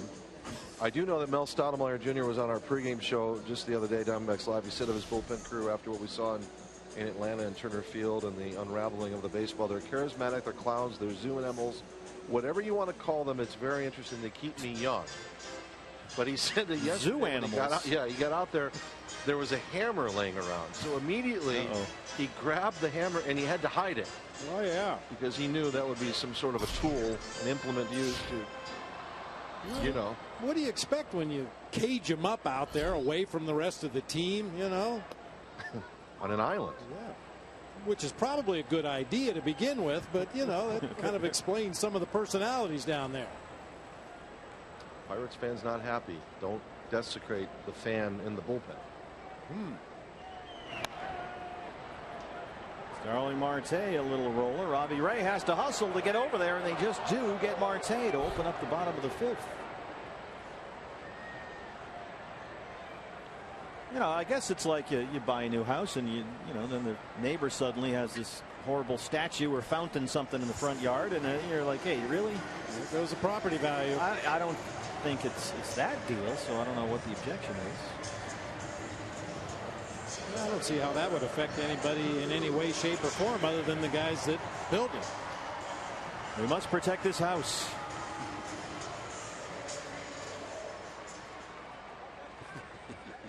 Andrew McCutchen.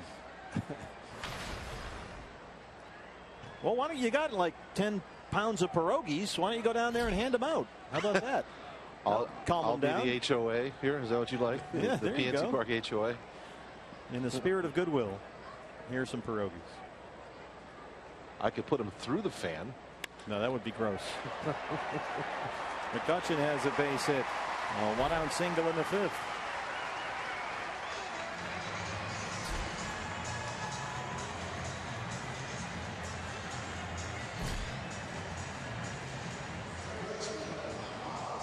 Ramos Ramirez 0 for 2.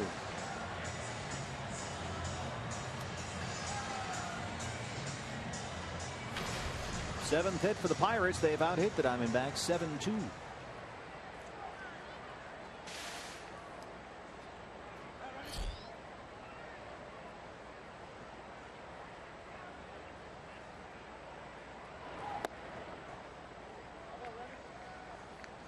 Ramos Ramirez with a chance to share the lead in the National League and grounding into double plays if he can hit into one more right here. Jonathan Lucroy, the Milwaukee Brewers, has hit into 18 this year. A number of players are stuck on 17, including Aramis Ramirez. 80 pitches for Robbie Ray, 51 strikes. He's got more efficient as the game has worn on here. Of course, if Ramirez, heaven forbid, hits a 2-run homer, that would give him exactly 1,400 career RBIs.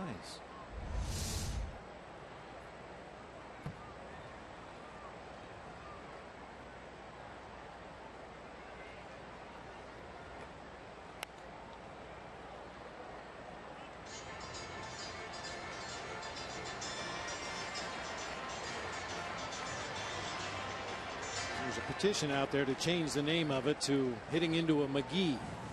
Led the majors last year. There goes the ferry boat.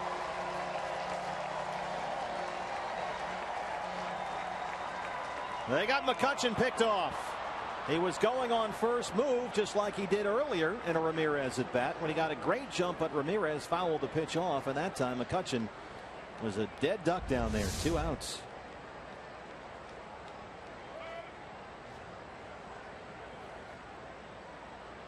I saw Willie McGee get picked off on a similar play one time at Candlestick Park. He made a commitment to second base, took one big step, turned around and crawled back on his belly to the base.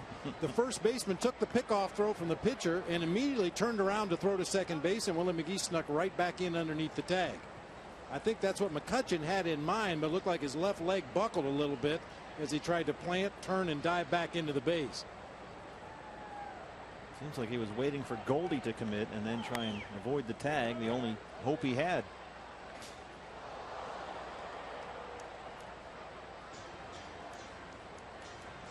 What is that smell? Oh, look at this. Todd Walsh brought 15 pounds of pierogies in here. Sorry I left the booth. I turn around. What is that?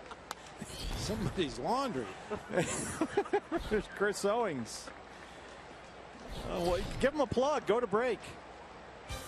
PierogiesPlus.com. There you go. 3-zip. I'll be back later.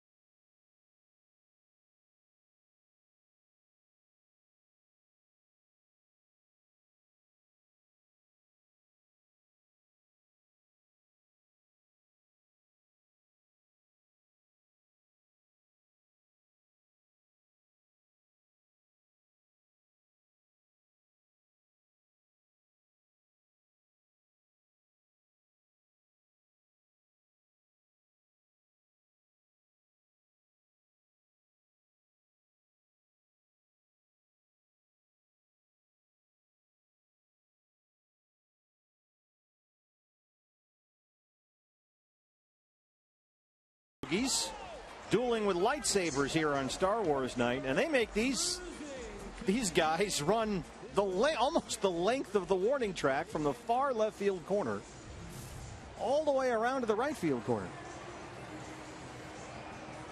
That's an actual pierogi. Yeah, that's Hannah Jalapeno.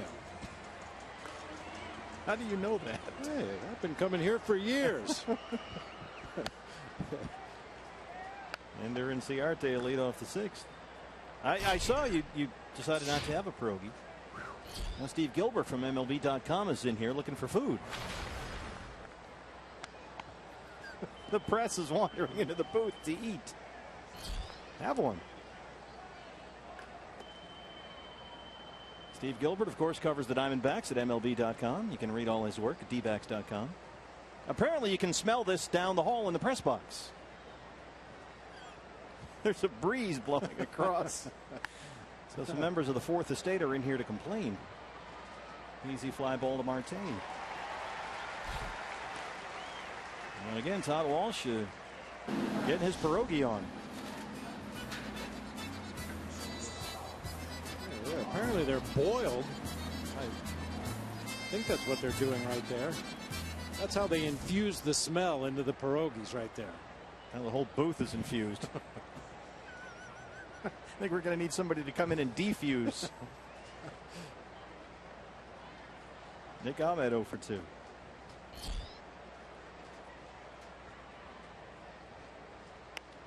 Trying to bunt for a base hit. Can't get it by the mound. Happ is on it. Quickly 2 down. Take a look at our Chevron upcoming pitching matchup after the ball game here in Pittsburgh. We are on a plane to Cincinnati. First of 4 against the Reds tomorrow. Diamondback Live pregame show. Hopefully there'll be no chili in the booth. At Great American Ballpark, Patrick Corbin versus John Lamb. All 4 games from the Natty on Fox Sports Arizona. Are you a Skyline guy? You know that stuff? Yeah, I do it once in a while. Yeah, you know, when in Rome, I usually hit it one time. That's about enough. Goldie 0 for 2.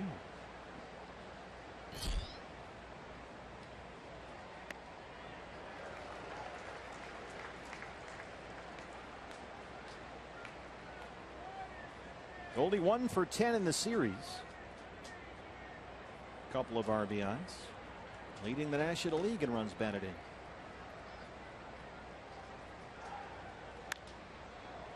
This one out to left. Marte. J-Happ so far. 6 innings of scoreless baseball. He's given up only 2 hits and leads at 3-0.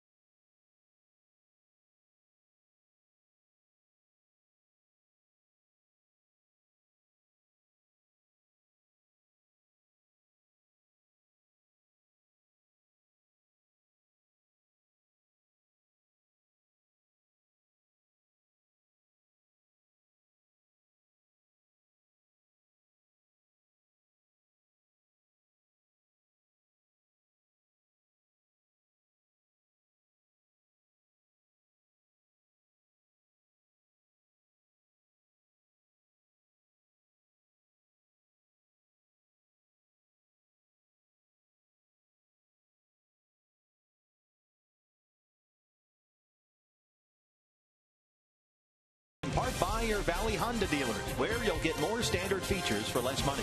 CenturyLink, your link to what's next. And by Mix One, great taste, no face, available at local retailers. Star Wars night here at PNC Park. So far, the force has been against the Diamondbacks. Just 2 hits, they trail at 3-0. And A.J. Burnett is armed and dangerous. Gung Ho Gung leads off the Pirates' 6th against Robbie Ray.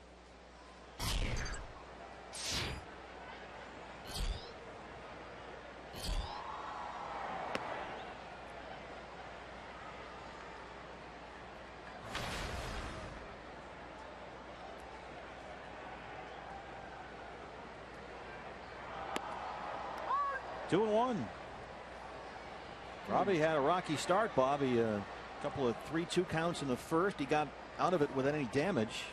Did issue a walk and then had a 3-run second. But ever since then, he settled down.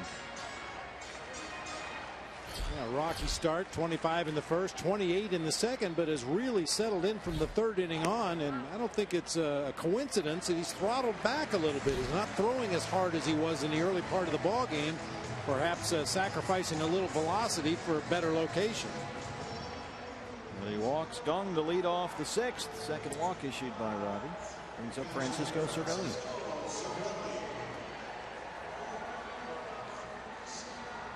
Cervelli singled and scored in the second. He's 1 for 2.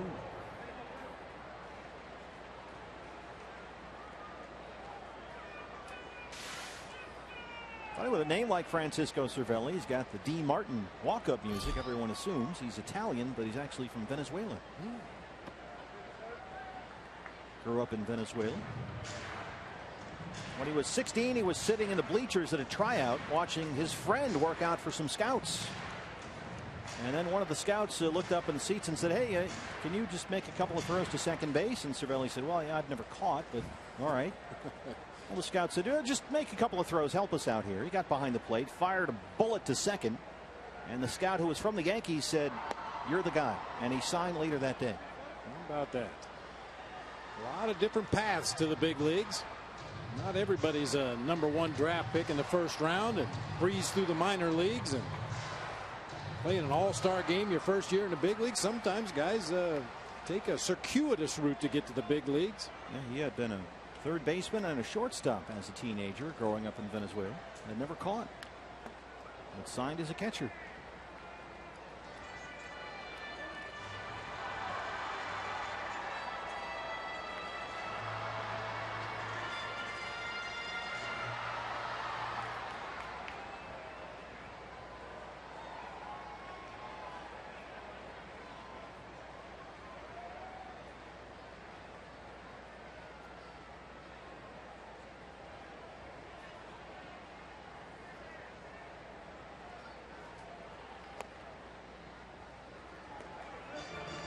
Two and two.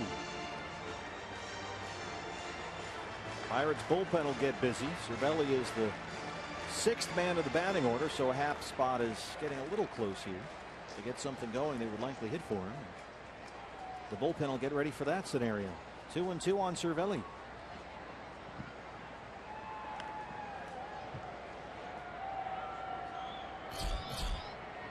Joakim Soria getting loose.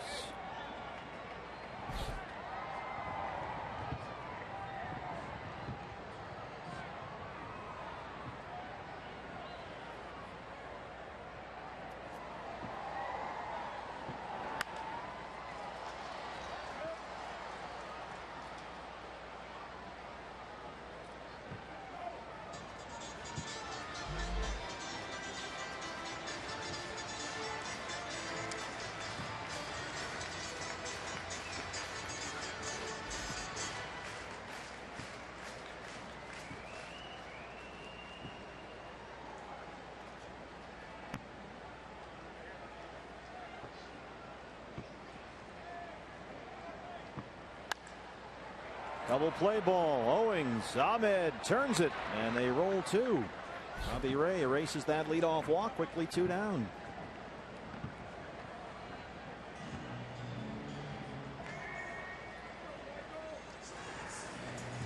Michael Morse making his way to the plate. See if he does it this time. He had an issue with his hips when he was playing in the minor leagues, and a trainer gave him a series of exercises to do. And over time, they kind of evolved into this little half swing. He kind of lifts that left leg up in the air and pivots to his right with his left leg and takes a little half of a swing. It looks ridiculous, but he said it just reminds him of the position he wants to be in when that ball is delivered. And it all came about from some exercises he was doing for tight hips in the minor leagues. He is an enormous guy up there. It's 6'5", 245, but he's had just a litany of health problems over the course of his career. He's missed big chunks of time. He had a knee in 06, a torn labrum that kept him out almost the entire 2008 season. Had a quadricep that cost him a couple of months 2 years ago. An oblique last September. He was out almost the entire month last year when the Giants made their wild card push. And he said he's like a Christmas ornament. He's delicate, but he knows what he can do when he's healthy.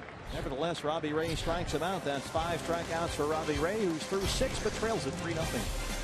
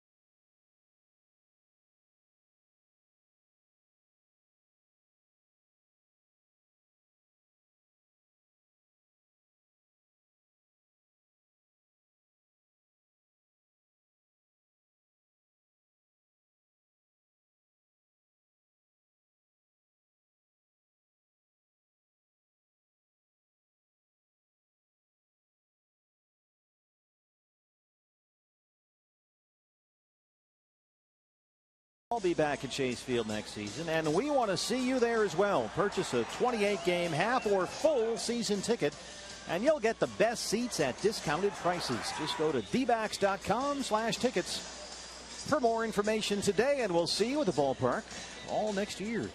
7th inning here at PNC Park. Some changes for the Pirates. Michael Morse, who ended that last inning with a strikeout, has been replaced at first base by Travis Ishikawa. Ishikawa will play first and bat 9th. Pitcher spot now 7th in the Pirate order. And here on in relief of Jay Happ is the veteran Joaquin Soria. Pitched a scoreless 9th inning against the Diamondbacks on Monday. And he takes over for Jay Happ, who was terrific. 6 scoreless innings. He gave up just 2 hits, walked 2 and struck out 3.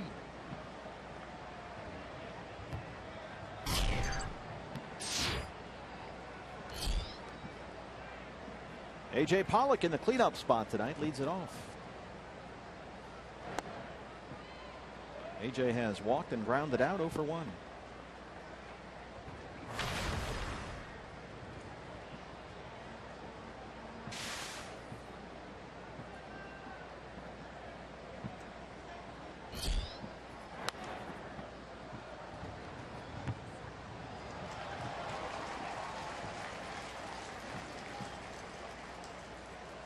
Sounds like thunder. Either that or fireworks. I don't see any fireworks.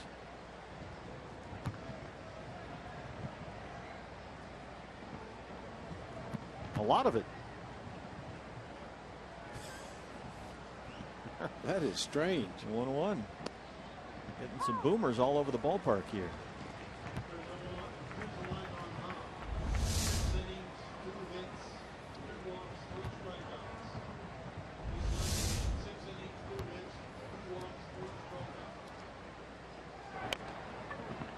Tapper that rolls foul.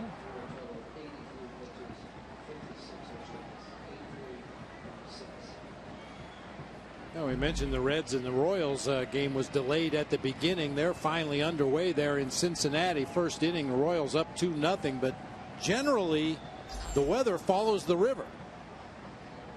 That can't be thunder. It's been going on for 5 minutes.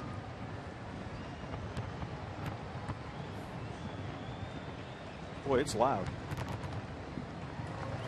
Swing and a miss. Pollock strikes out. All right, there you go, baby. There we go. Fireworks. That's okay. Going behind us here at the ballpark. Maybe over by the football field. Must have been quite a show from the sound of it. Quite a finale. A big finish. Here's Salty. Has walked and flied out. And he will hit from the left-hand side against the righty Sori.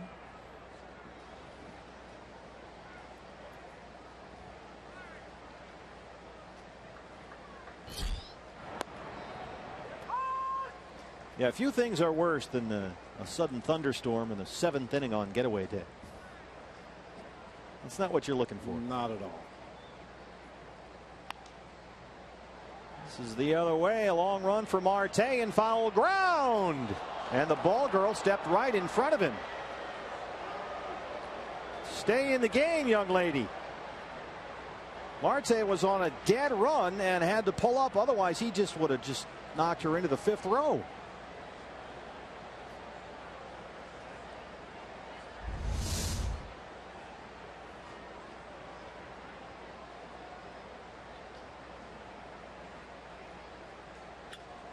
Sorry. 0-2.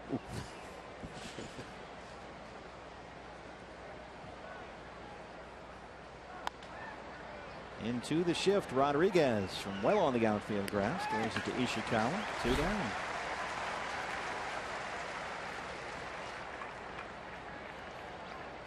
That'll bring up Jake Lamb.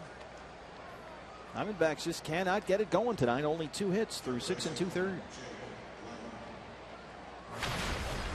It was a Robbie Ray single. He kind of punched it the other way down the left field line with 1 out in the 3rd. And he has Manny Tomas, a 1 out single in the 5th. That's been it.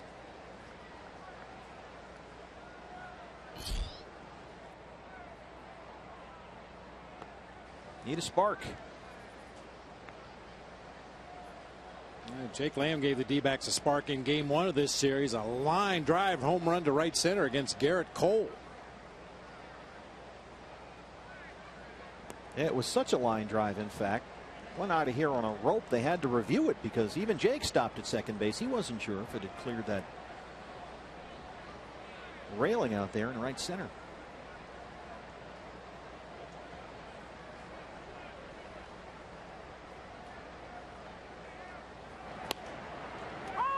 This was Jake Lamb Monday night.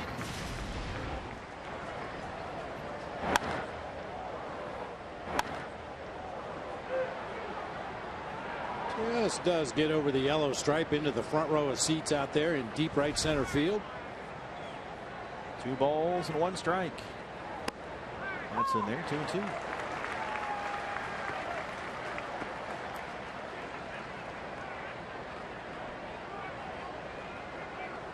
There is some action starting to get going in the Diamondback bullpen.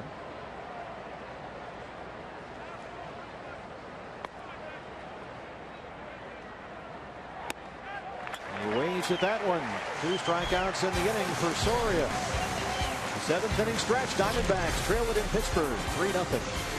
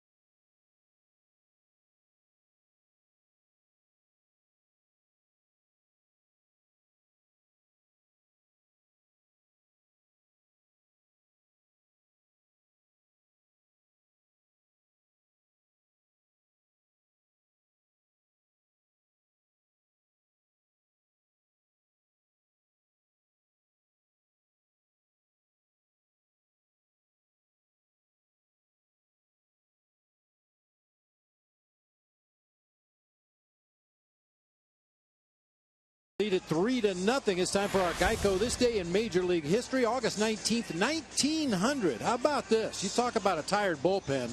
Rube Waddell throws 2 complete games in a doubleheader. Now, you know, we've heard that happen before. The first game was 17 innings.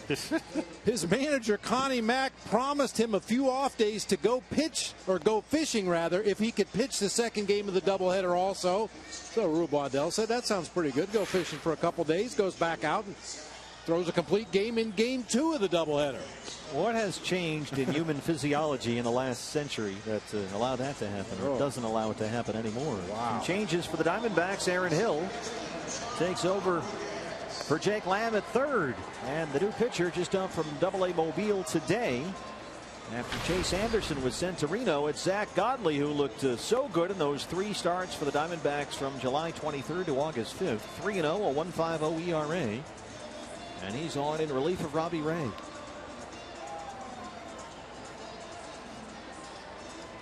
And as you would expect, we've only seen Zach Godley at the big league level as a starter, sprinting on and off the mound. Sure enough, from way out there in the North Shore notch, he came in from that bullpen on a dead run all the way out to the mound. And Sean Rodriguez leads off the Pirates 7th.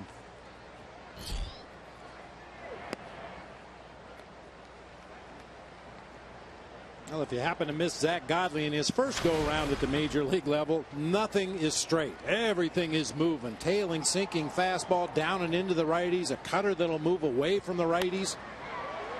Well, Rodriguez is 3 for 3, his third single.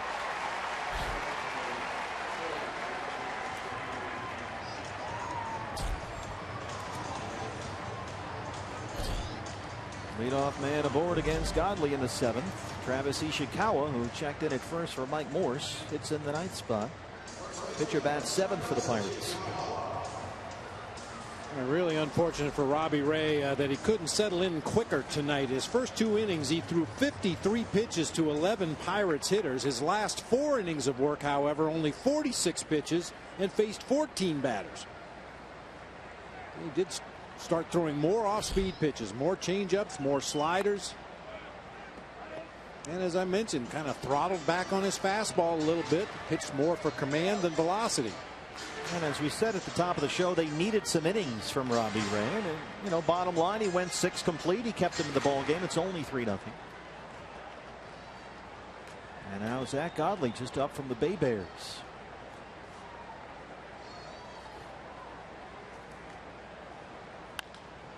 Double play opportunity here. A slow roller, though. Owings, Ahmed, Goldie, they turn it. Nicely done by CO at second base with a quick spin and throw. Let's make that our Chaz Roberts air conditioning. Cool play of the game. Chris Owings gets it started. Yeah, both middle infielders do a real nice job here. CO with a quick pivot and a strong throw to Nick Ahmed, who makes a strong throw of his own onto Goldie to complete that double play. Second double play in 2 innings. Both 4-6-3 turned by Chris and Nick. And with 2 outs and nobody on, here's Gregory Polanco. Zach Godley acquired from the Cubs in the Miguel Montero deal in the offseason, along with pitcher Jefferson Mejia. And so the Cubs were busy today. Do tell. They have acquired Trevor Cahill. 6 innings, 7 hits. Never have too much pitching. Cubs, Giants, Diamondbacks, Pirates, all in the wild card discussion.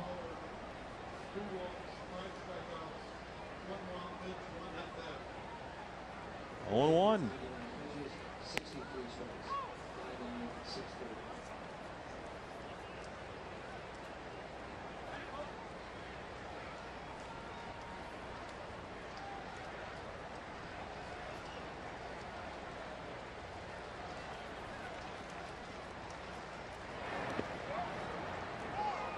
Check swing. He did not go, says Jim Reynolds at third. Polanco still alive.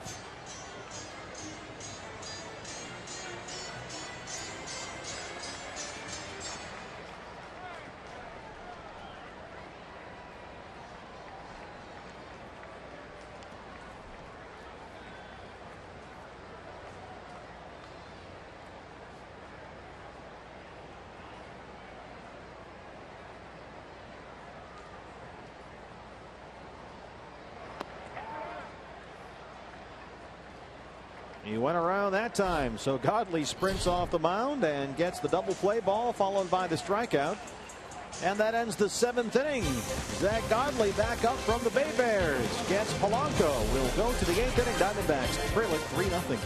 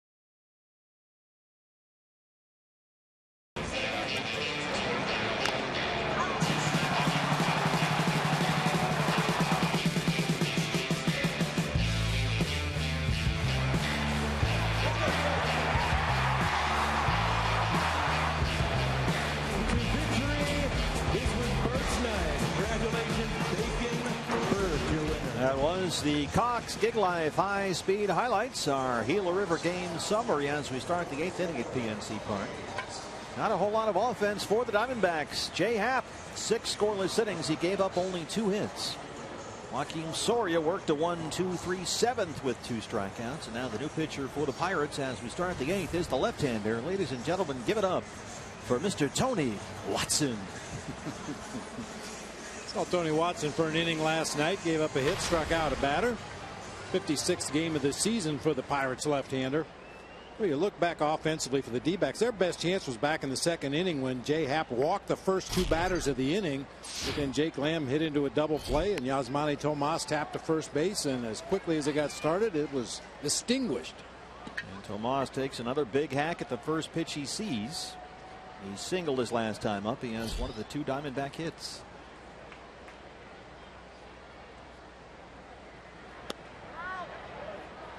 Runner 1.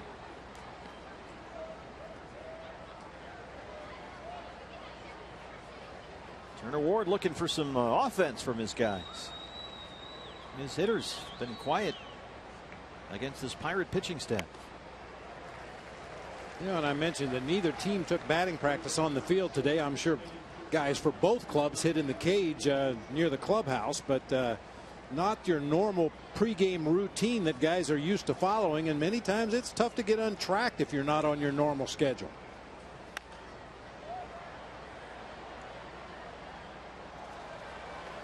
Tomas, Bob, when he's hitting lately, look, I'm no Ted Williams, but the base and the feet, the legs, too many things seem like they're moving. The balance, it doesn't seem very steady.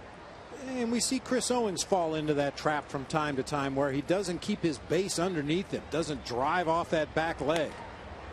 Just kind of feeling for the ball. Rolls that one the other way. Ishikawa has it. Watson covers, 1 away.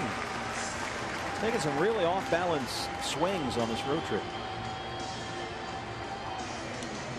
Take a look at our State Farm report of the ball game. AAA Reno Aces. Danny Dorn 4 for 6, and Peter O'Brien another homer. He drove in 4 against Colorado Springs last night.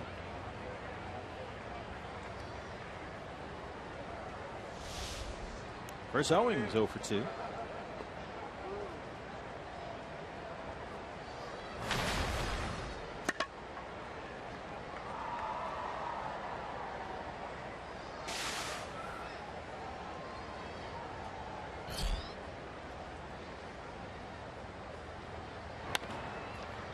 By Watson, Gung behind the bag. Nice stretch by Ishikawa. They throw out Owings, 2 down. Jung-Ho Gung ranging well over to the first base side of second to get that one.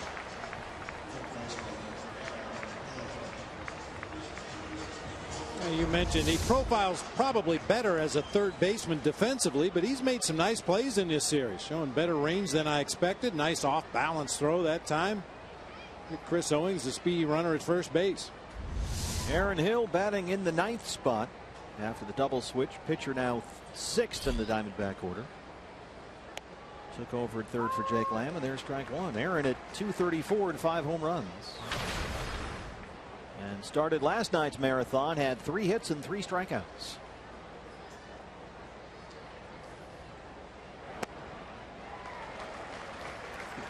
It's too good to pass up. What's that? Hey, Jung-Ho Gung making a strong case here on Star Wars night for Wookiee of the Year.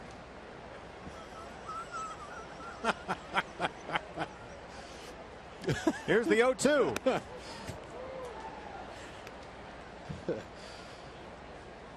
I wasn't too sure about that one myself. The staff come up with that one? Peer pressure on that one, yeah. Come on, come on. And we press on. Yeah.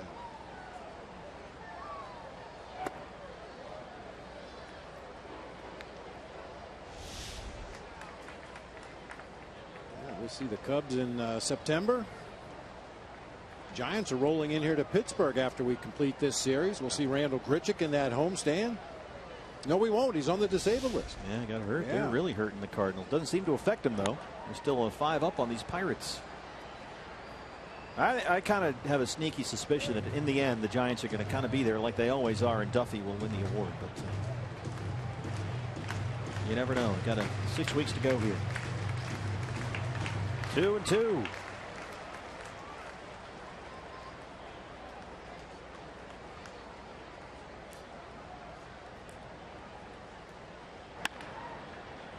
Here's Gung one more time. Watson a 1-2-3-8. Diamondbacks trail it 3-0 in Pittsburgh.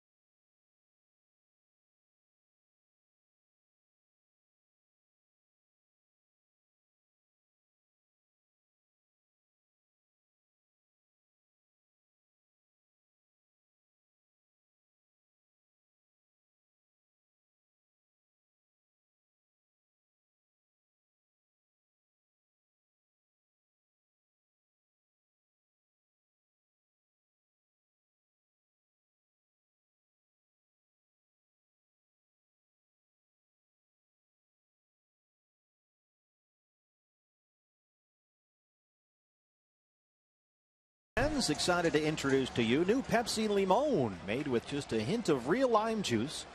It's a little bit of lime and a whole lot of flavor. Pepsi Limon. Pick up yours today, now available at your local retailer. Starling Marte leads off the Pittsburgh 8th against Zach Godley. Marte singled in the second. He's 1 for 3. So he has now hit safely in all 19 career games in which he's played against the Diamondbacks.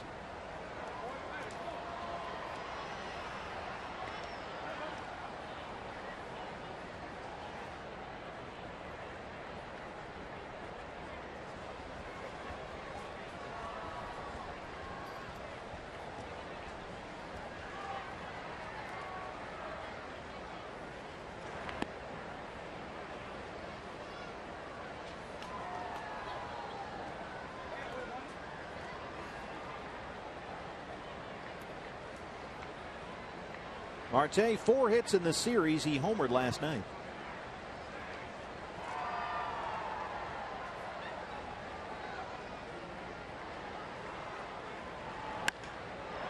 Drives that one to left center field.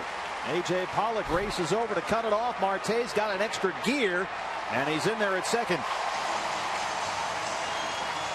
23rd double for Starling Marte, his second hit tonight.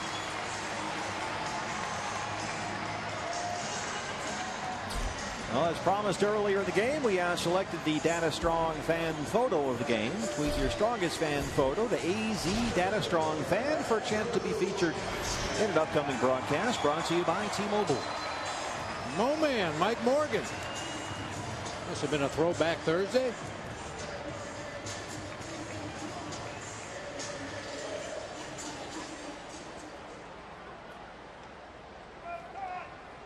Andrew McCutchen has walked and singled. He's 1 for 2.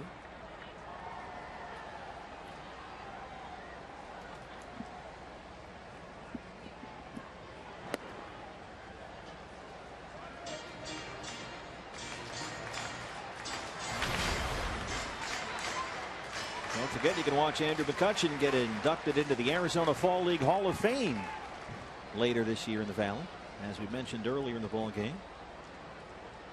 Steve Cobb and Paul Jensen, who did such a great job of managing the Fall League, will honor McCutchen and Chase Utley, who are this year's inductees.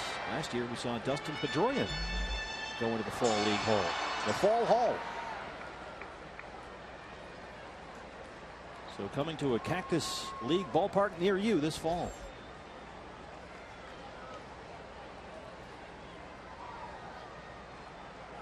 Chase Utley might be going to the Dodgers, apparently. That's in the mix. I'm not sure if that's finalized yet or not.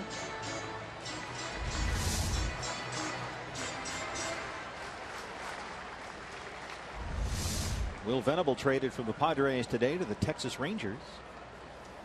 So teams are still making moves. With that jet stream to right center and right field in Texas, Will Venable, he might hit a bunch of homers there if he gets some playing time. That one is going to sneak into left just by a diving Nick Ahmed. They'll stop Marte at third. McCutchen aboard for the third time tonight.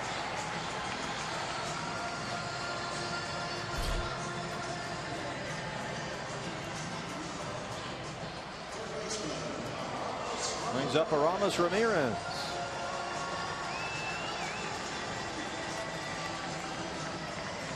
Well, you'd love a strikeout right here, but that's something that Aramis Ramirez doesn't do a lot of. He's only punched out 52 times this year in 360 plus at bats.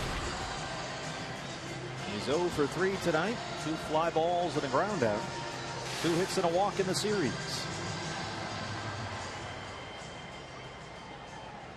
Infield will come in a bit for the Diamondbacks. Just shy of the grass. Marte at third, McCutchen at first.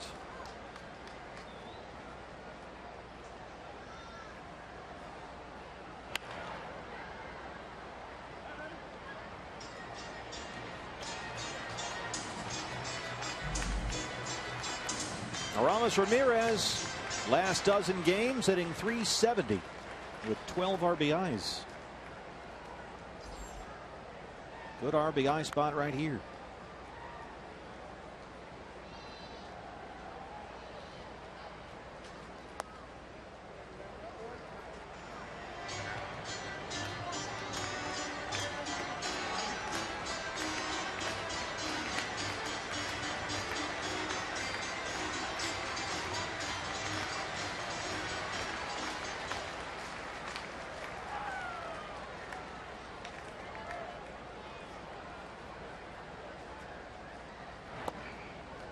Missed inside, 2 balls and a strike.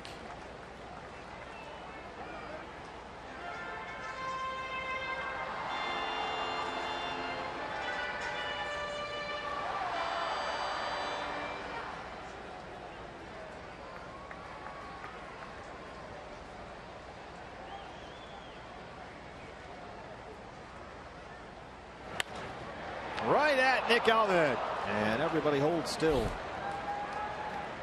A rocket, but right to shortstop for the first out. That's as good as a strikeout, given out without the runners advancing. You still have the double play in order right here. Ramirez hit it hard, but fortunately right at Nick Ahmed. Brings up Jung Ho Gun.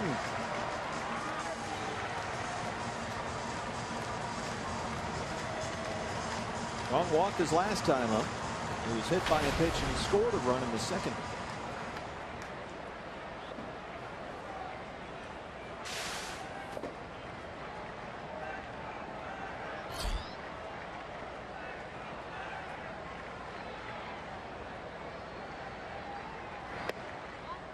Ball 1.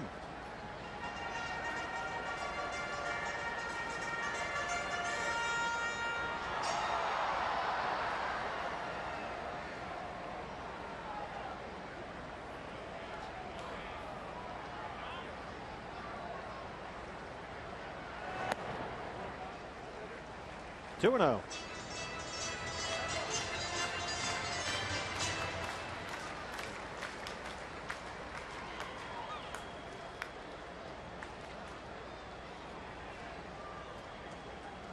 Starling Marte is the runner at third. Andrew McCutchen is at first. He was picked off earlier in the ball game.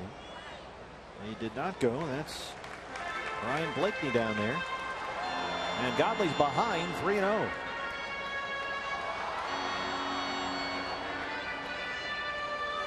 I remember when we saw Zach Godley in his first go around here at the major league level, we were impressed with his mound poise.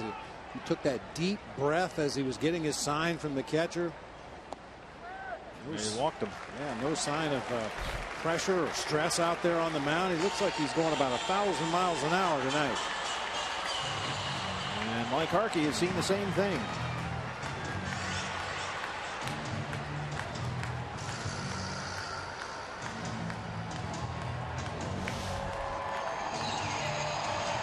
Well, talk about our upcoming trip to Cincinnati. Let's go places, brought to you by your Valley Toyota dealer. 1st to 4 tomorrow against the Cincinnati Reds. Patrick Corbin will be on the mound for the Diamondbacks, and the left-hander John Lamb for the Reds. And then a Ruby and former Diamondback David Holmberg on Friday. Jeremy Hellickson, Anthony DeSclafani Saturday. Marcel Iglesias, who looked so good at Chase Field a couple of weeks ago, will start Sunday against, well, we're not sure yet. Chase Anderson sent to AAA Reno before the ball game today to bring Godley up to help out the bullpen. Bases loaded, 1 out for Francisco Cervelli.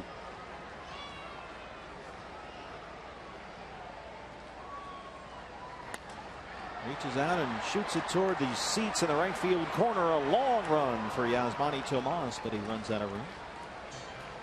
And it's 0-1. Cervelli singled and scored in the second tonight. He was 4 for 7 last night. He caught the whole ball game, all 15, and he's back out there tonight.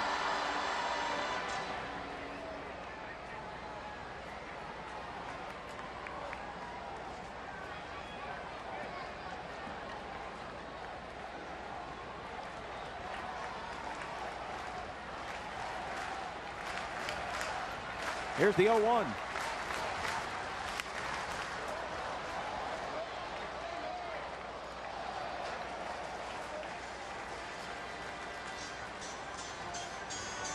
Diamondbacks in the 9th inning will have the top of the order. Ender Inciarte, Nick Ahmed, and Paul Goldschmidt.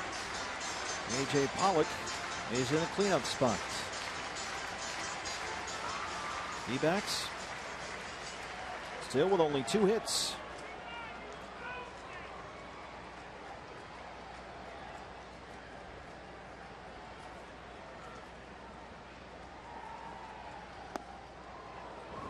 Just missed. It's a ball and 2 strikes. That was a pretty good pitch right there. I think he fooled everybody, including Cervelli and the home plate umpire, right at the bottom of the zone. You can live down there with that pitch all night long. But Manny Gonzalez doesn't bite. It's 1-2.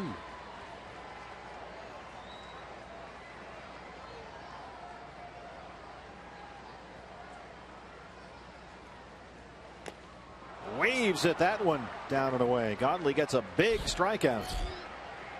2 down.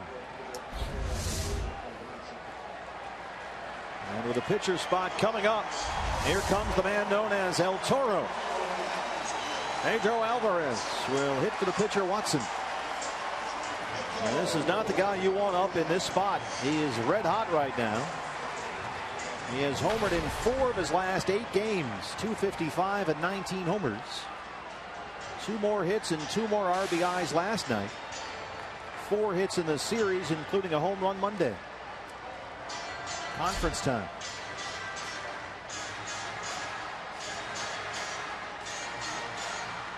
Alvarez over his last 25 games has 7 homers and 20 runs batted in. Bases loaded, 2 outs.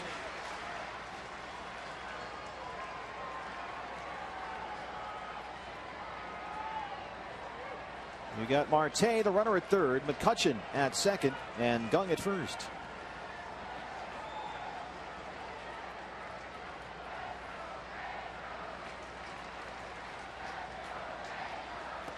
Ball 1. And Aaron Hill at third is playing off the bag in case Alvarez tries to shoot it the other way. So Marte at third is in almost a dead run halfway down that third base line as Godley sets to deliver the pitch. He's got a lot of room to move, come off that third base bag.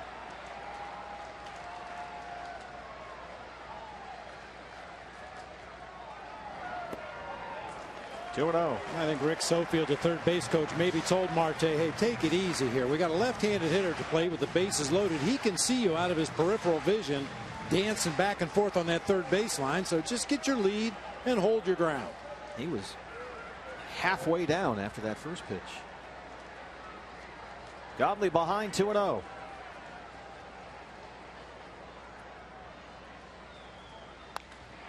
Yanks it foul.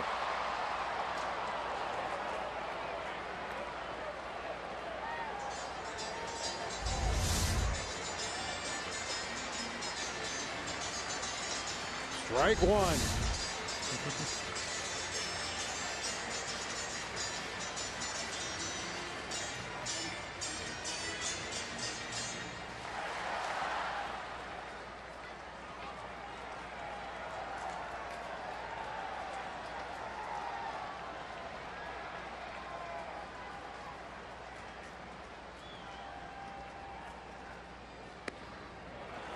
This is upstairs, and it's 3 balls and a strike. Now he's got to come correct here. Diamondback Live postgame show with Todd Walsh and his dancing pierogies follow our ball game.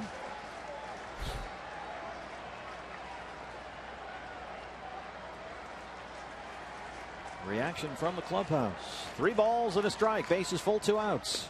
And he walked in a run.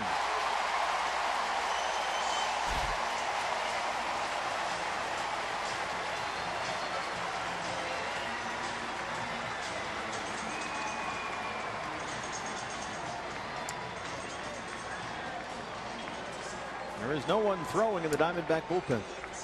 Talking to Chip Hale before the game, obviously hoping for a better result, but he said they'd like to go from Robbie Ray to Zach Godley for an inning to Brad Ziegler for an inning tonight and save the rest of the bullpen. Hasn't worked out exactly the way he was hoping for, but Godley trying to get through his second inning of work here. Well, its base is still loaded for Rodriguez, who is 3 for 3, all singles. And a run in. A double, a single, 2 walks in the inning against the rookie Godley. And still with 1 big out to get. Broken bat right at Chris Owings. The bat shattered in half all the way down the length of it. There he is with half a bat. And Godley leaves him loaded, but the Pirates add a run. It's 4-0. Here's what's next, brought to you by CenturyLink. In Ciarte, Ahmed, and Goldie. And the Diamondback ninth, they trail it 4-zip.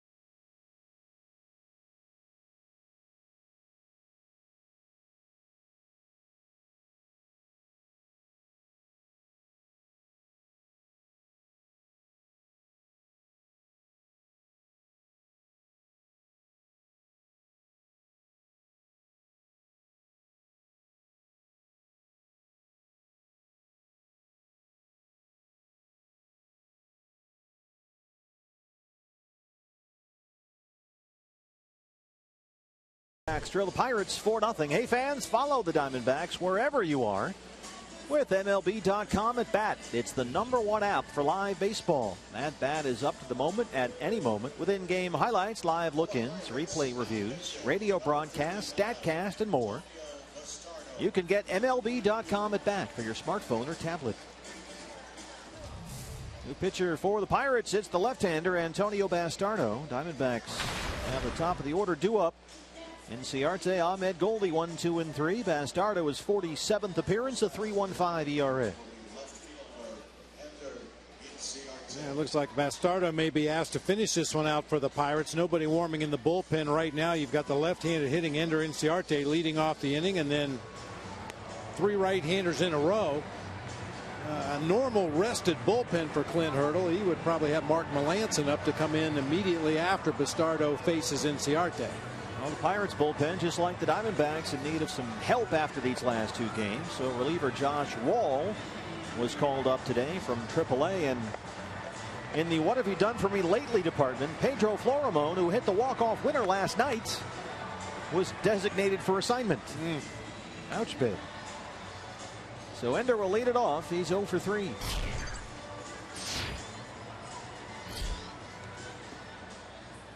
Need a runner. Get on there and make some things happen.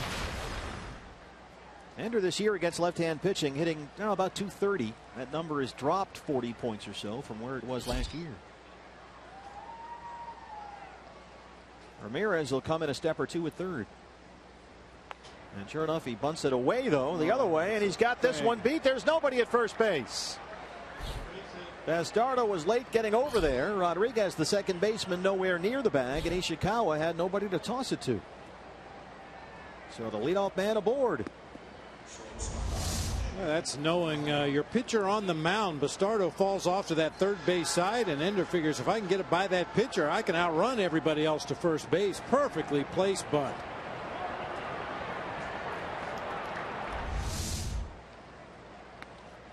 So they got 1 base runner, need a few more here. Nick Ahmed 0 for 3. Nick is hit safely in 3 straight.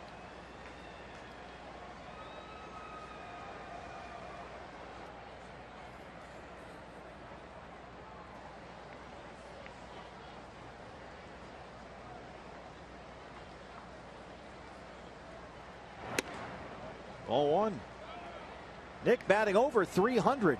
This is left-hand pitching this year, so he's in there batting second tonight. Lefty J. Happ got the start for Pittsburgh. Nick's on base percentage against left-handers this year, .374.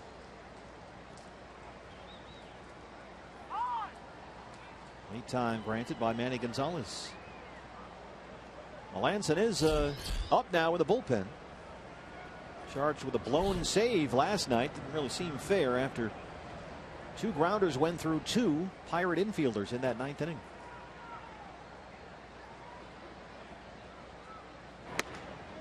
Two 2-0.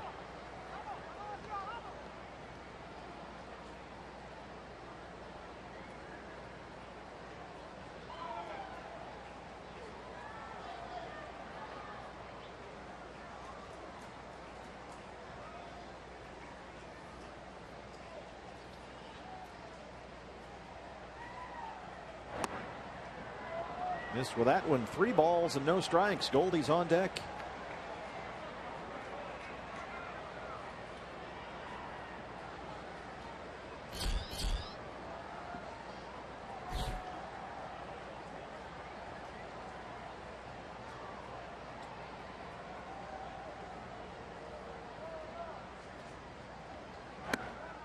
He walked him. First 2 have reached in the 9th. Down 4-0. Clint Hurdle not loving this.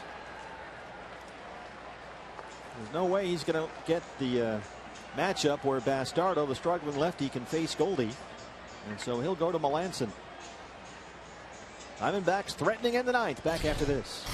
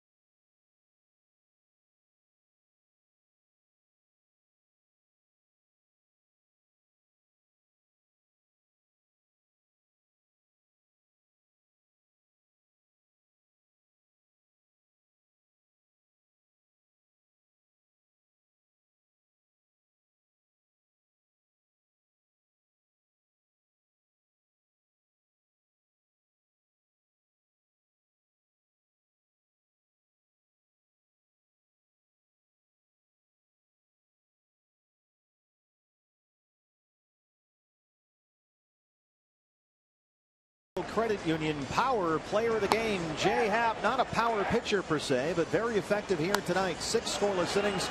He gave up only 2 hits, and he is our Arizona Federal Credit Union Power Player of the Game. But the Diamondbacks are threatening here against the Pittsburgh bullpen.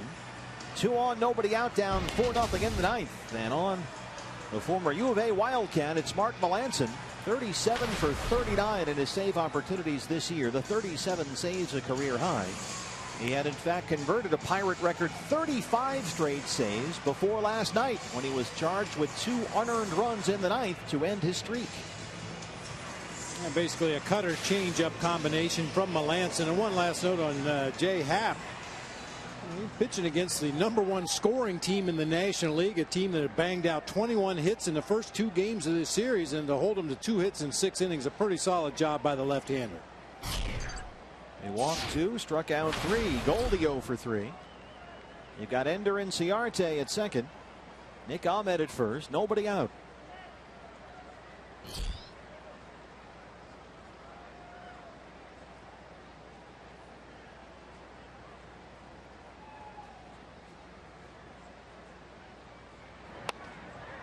Melancon, you talk about the 35 consecutive saves, 35 of 37 this year, in the middle of a pennant race. He was originally a Yankee draftee, 9th round pick out of U of A in 2006, and for a long time while he was in the minor leagues for the Yankees, he was supposed to be the next Mariano Rivera. He was going to be the heir apparent. They thought that highly of him. Goldie knocks it into left, a base hit. They will wave Inciarte. He will score. Diamondbacks on the board. It's 4-1. Here we go.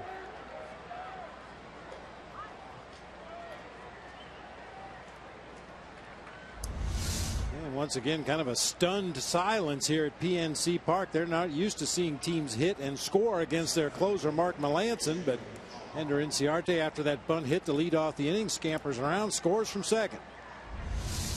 First 3 have reached in the 9th. And the Diamondbacks, with nobody out, get the tying run to the plate. It's A.J. Pollock. He is 0 for 2 with a walk. And A.J. with a 10-game hitting streak on the line right here.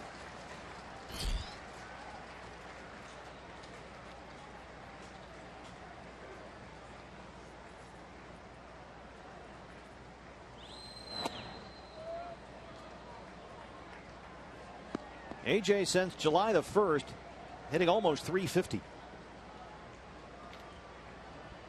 And during this 10-game hitting streak, he's got 8 extra base hits. He finds a gap right here. Suddenly, you're talking a 1-run ball game.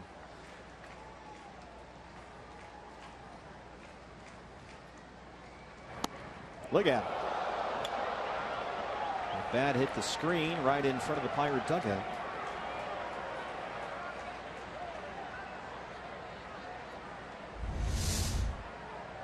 Brad Fisher has to collect it down there. That's that Melancon changeup.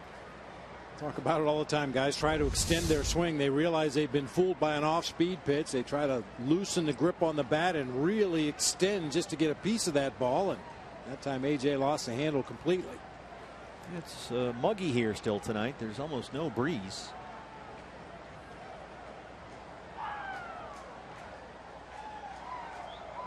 A ball and a strike.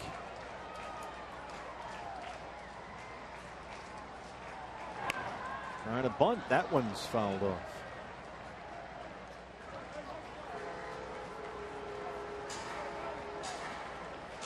Well, Mark Melancon, being the closer for the Pirates, usually comes in to start an inning clean in the 9th. He's inherited 9 runners coming into play tonight. Only 1 had scored, so make that 2 out of 11 now.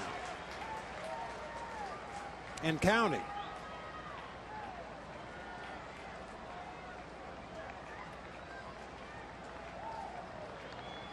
Nick Ahmed at second, Goldie at first.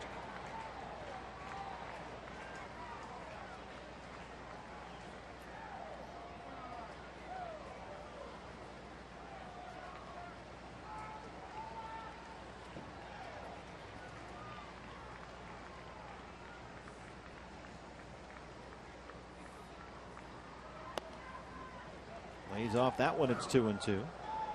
I'm not sure if that was a cross-up or that ball just did something Cervelli wasn't expecting. That's one of the more unusual ways to receive a pitch. Wow. How about that? He looked like he was ready to go down the dirt and block the ball, and then that cutter just kept working away from him. I don't know how he caught that ball. That's pretty impressive. Like a hockey goalie. 2-2 on Pollock. Saltalamacchia is on deck, pitcher spot after that, and keep in mind they do have David Peralta down there on the end of the bench.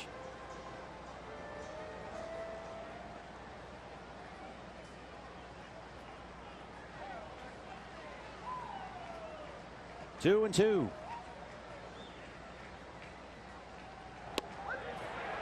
Called strike 3. Dropped it right in there for Manny Gonzalez. First out in the ninth. That's a pitch I'm sure A.J. Pollock was not expecting from Mark Melancon. Slow curveball, just dropped it in there on the inside part of the plate. That's his third best pitch, but used it effectively right there. So 1 out for Salty. Peralta does indeed come out in the on-deck circle. He will hit for the pitcher.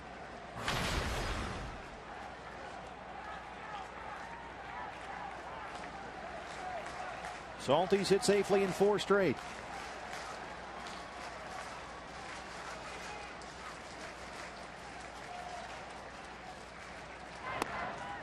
Ball 1.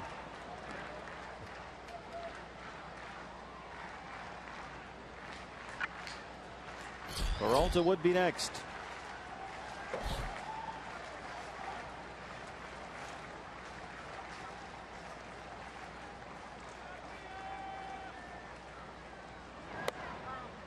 Missed away, 2-0.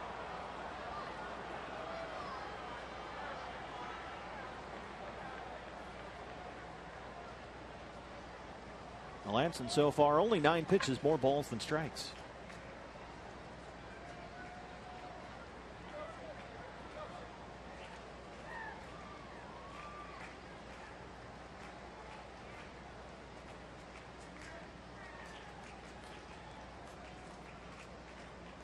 Long set. Time finally called.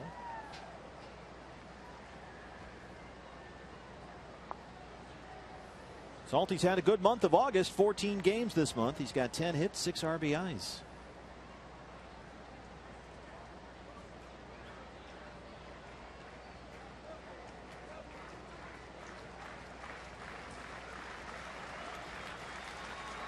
The 2-0 is yanked foul.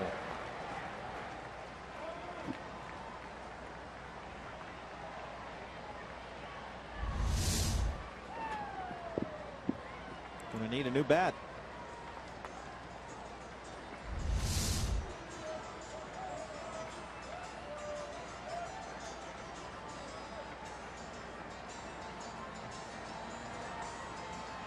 That's a lot of stickum.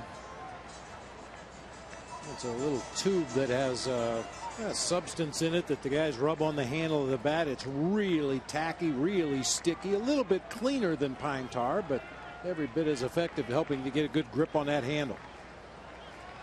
2 balls and 1 strike.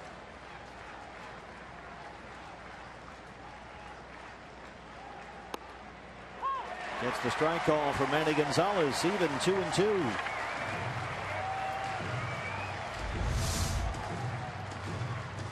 Cutter coming back to that outside corner, just does get a piece of it. Sneaks it in that back door, moving into the left-hand hitter from the right-hand pitcher.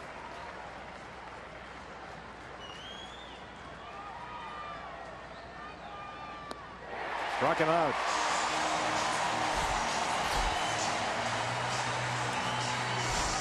This guy had 35 straight saves for a reason. That curveball coming handy in this inning. Yeah. And he's been able to locate it well, too. Hasn't made any mistakes where the hitters could really tee him up and make something happen. So it's up to David Peralta, who did not start against the lefty Jay Happ after he was 0 for 6 last night with a couple of strikeouts. 3-0, 1 and 12 homers. He has the tying run at the plate, 2 outs in the ninth. Ahmed is the runner at second, Goldschmidt at first.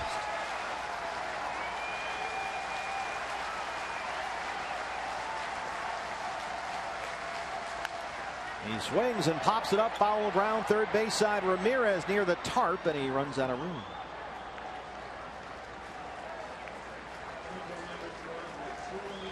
Well, Peralta, since the All-Star break, hitting .384 with 25 RBIs in 28 games.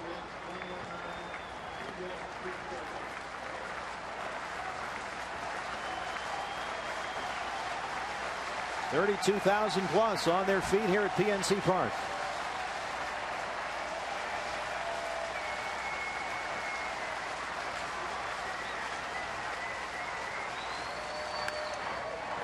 Oh, and 2.